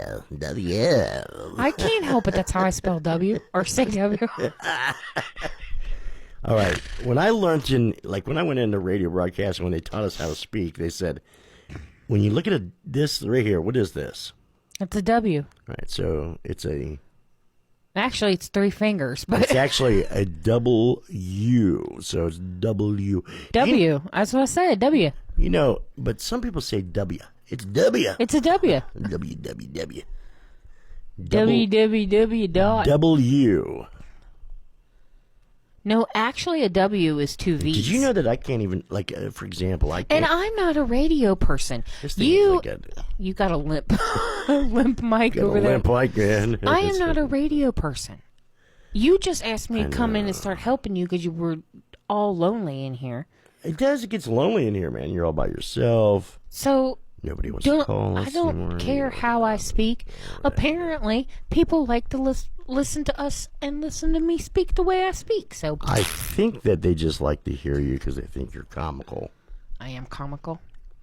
But I'm either a raging bee or I'm funny. You are. I have 2 personalities. So, oh, by the way, somebody wants to know. When we talked about this like weeks and weeks ago, right? Excuse me, I'm sorry. Yeah. All right, so we were talking about something like weeks and weeks ago when we first almost started here, and somebody said that they actually do wear a merkin. No, really? Yes, I said. Were they like cancer patient or something? No, they do it because some guys like fetishes of like a hairy. Well, then why don't they just let it grow and be That's hairy? what I said. So listen, I'm all natural. Well, yeah, I mean, I'm full everything down why there. wouldn't you just like? I don't shave want it to take there, the time to shave it and then wear a rag on a rug. You got a rug down there. A rug on it. That defeats the purpose. It got some really sleek. It's like That cuts time out of your shower routine. And then you got these people that like want to do like airline or do like a runway strip. We got It's runway like strips. if they don't already know where they're going, they don't need a runway strip. No, and they got runway strip merkins. I don't want you to Google it. I don't did. want to see it. I don't care. I did. I literally Googled this thing. It's. I mean, if you want to, that's great. I just don't see, because first off, it already takes too long to take a shower anyway. But then when you So got they to call groom this- yourself and all that, and then wear a merkin, So they call these things merkin skims. Skims? Oh, they're underwear. Yeah, I don't think it's just that, man. I think it's just like part of it. Look, the hair looks real on there. I mean, it looks like a real. Because it's probably real hair. It's weird. I mean, it's though. probably didn't not know they real sold these things. Pubic Ooh. hair, but it probably is real, like it's horse hair or something. It's kind of interesting because I just want to know what these. Oh, they got a YouTube video on how to install it. I don't need to know that. I don't need to know that. And they even have a color-coded sheet where, if you want to have red. Ew. These things are called merkin skims. Which are thong underwear that looks like... Do you know who promotes these things? Kim Kardashian. No, she probably don't. It says it right there. I know, but websites lie, baby. I know they do, but that's really interesting, though. I mean, I thought, well, Anyways. Do they have these things for men? Probably. You're going to need one here in a minute. It's called a mercon. and Mercon. Oh, the whole thing of it is that what's really weird about it is that I remember, like, on, I think it was one of Q&A2 or whatever, they had this girl that they had a Merkin, and apparently the guy wouldn't go date her anymore because he said it was his It mouth, came off. in his mouth. He thought, I think she's got something wrong with her, dude. You know, it's like, oh my God. But if you don't know what a Merkin is, Google it. Next subject. That's your homework. We got 14 minutes left. Oh, yay! Yay, yay, yay. Hey, by the way, if you're getting ready to get out on the road, be careful. It is going to rain. The wind is picking up out there. It's about ready to rain here next 30 minutes. So make sure you have an umbrella because it's going to rain. But by the way, later on tonight, later on in the afternoon, it's going to snow. It's not going to do much. It's going to be a little dusting to 1 inch. So it ain't going to be too bad. It's not bad, but you have all these like little snow things going on and all that. But I love you. I love you too. I love you so much. Goofball. So we talked about, what's funny is we were talking about Donald Trump earlier today, right? Here's something that's really funny. Yeah, for 3.5 hours. I know, because you know why? Because the man screws up all the time. You know what makes me sick is that we're literally right around the corner from J.D. Vance's house. Mm-hmm. The guy lives right around the corner. And he got a Secret Service vehicle that ain't nobody ever in it. Nobody's ever in it. I mean, if I was Secret Service, I'd be like, I ain't even guarding this guy. But, the whole thing of it is that but he's right there. Secret Service is literally right there. But J.D. Vance is over here. When he comes to the town, closes off William They close off all these damn roads, and then everybody has to be. I got to be honest with you. I would not want to live anywhere down that road right there. No. Because if you lived on that road right there, you have to deal with that. Would have to deal with it. Yes. And he's usually here for like a week at a time. Oh yeah, yeah. And he, the last time he was here, well, not the last time, the one time he was here. He had the Ohio River. The WBM fireworks. No. He wanted to go boating or kayaking or whatever on the Ohio River, Uh-huh. but it was low. So he had them raise the water up. Mm-hmm. So he could go on this boat or whatever. Literally, taxpayers' dollars are paid to a dam to crank out more water so he can go boating.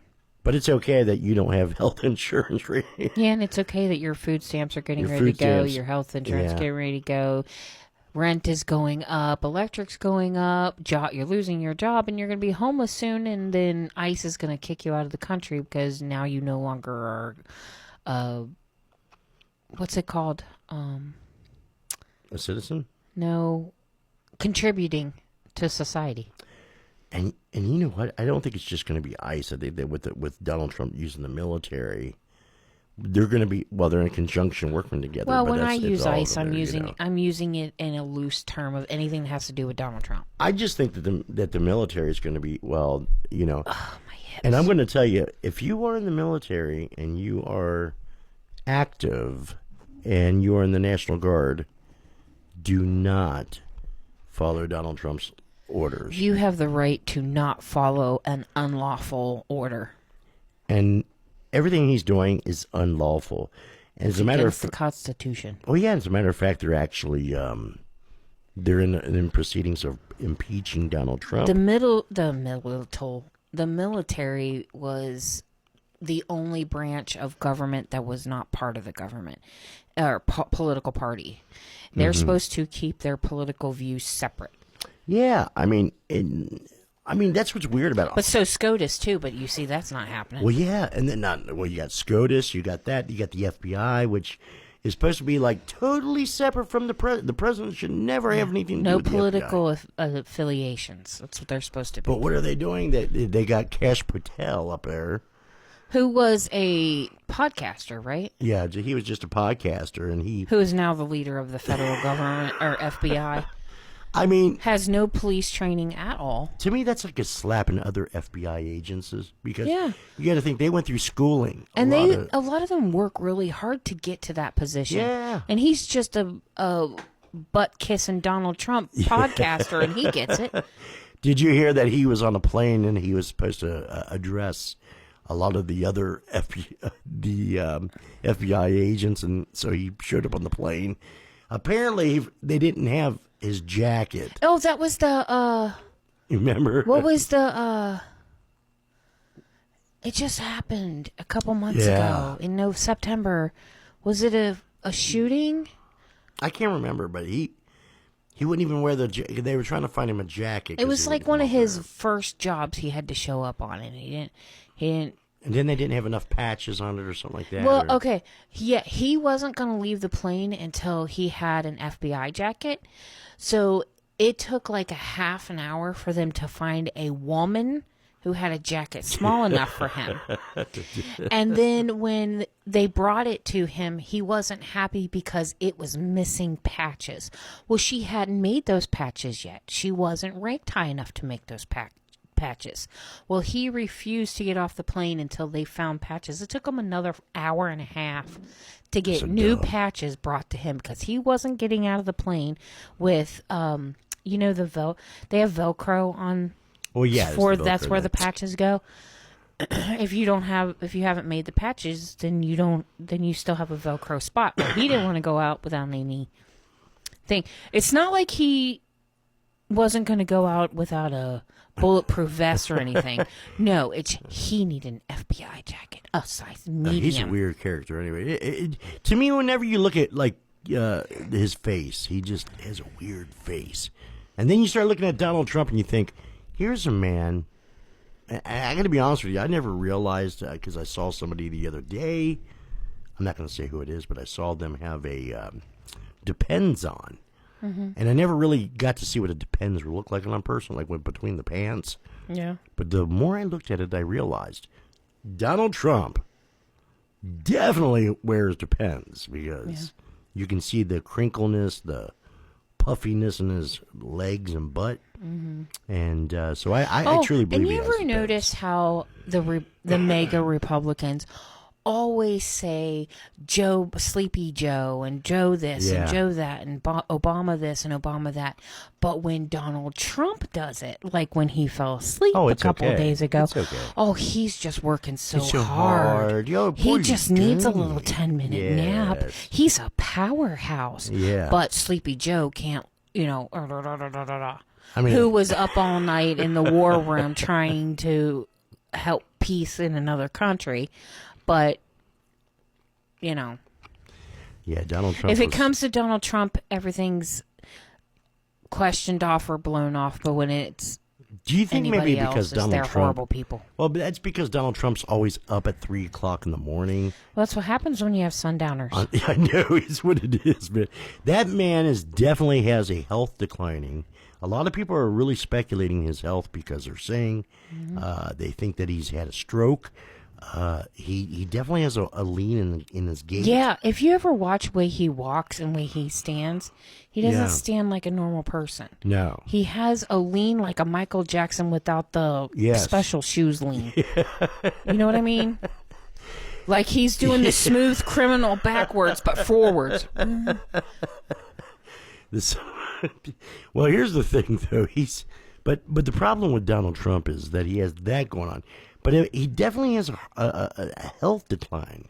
And I wonder if it's his heart that's going bad. He definitely has something wrong with his heart, but he definitely has something wrong with his brain, too. I think he has one of those devices that pump his heart. You keep saying that just because one person said that's what it is. No, I'm telling you. You can look at it, and it really looks like it. It could be a pain pump or something. You don't know. Maybe it's a penis pump. Well, he don't have one. Maybe he's wishing. You've seen this picture of the statue, right? That was a full frontal, complete replica of Donald Trump. Oh, my God. And these poor women, man, that he basically sexually predatored against, going into their dressing rooms. And could you imagine Donald Trump? Anybody who was victimized against him. And they say that Donald Trump stinks. Well, I know I stink, apparently. Well, the people that are around Donald Trump, they say that when he stands around there... well, he wears Depends, like poop. and he has a flatulence problem. Not like... Which flatulence? Like farting? Yeah, he has a gassy problem, but it's not from farting. It's from when he walks, he leaks. Ew. Like, kind of like diverticulitis, when diverticulitis flares up. Yeah. Yeah, but this is his all the time. Man, he's got like a slimy butt. You know, he's like... The sad part of it he is... is it's a really sad. slimy. He is slimy. I'm just saying. He's a piece of crap is what he's... Folks, if we don't get rid of Donald Trump, I don't know what to tell you. Our country is no... If he we don't get rid of finishes him- his next 4 years, or another 3 years, we are not going to survive as a country. No. Period. Nope. End of story. Putin might as well just come and take the keys, because Yeah. we will not be able to recover. Well, that's what I'm sure he's wanting, and I'm sure Donald Trump would be really happy to give it to him. Because... Xi Jinping over there is playing with himself, going, yes, Putin. Yeah. The plan is going just. These people are stupid. Look at them. They all believe Donald Trump. I got the rice, and you got the guy. He's over there. I... All right, well, it's almost that time for us to quit now. So It's the most So let's do this. wonderful time Let's call it an of evening. the Let's call it a morning. So everybody, let's get you guys up ready for work. Be careful.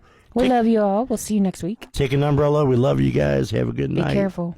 Be safe out there. Make sure whatever you do, you take your time to get to work.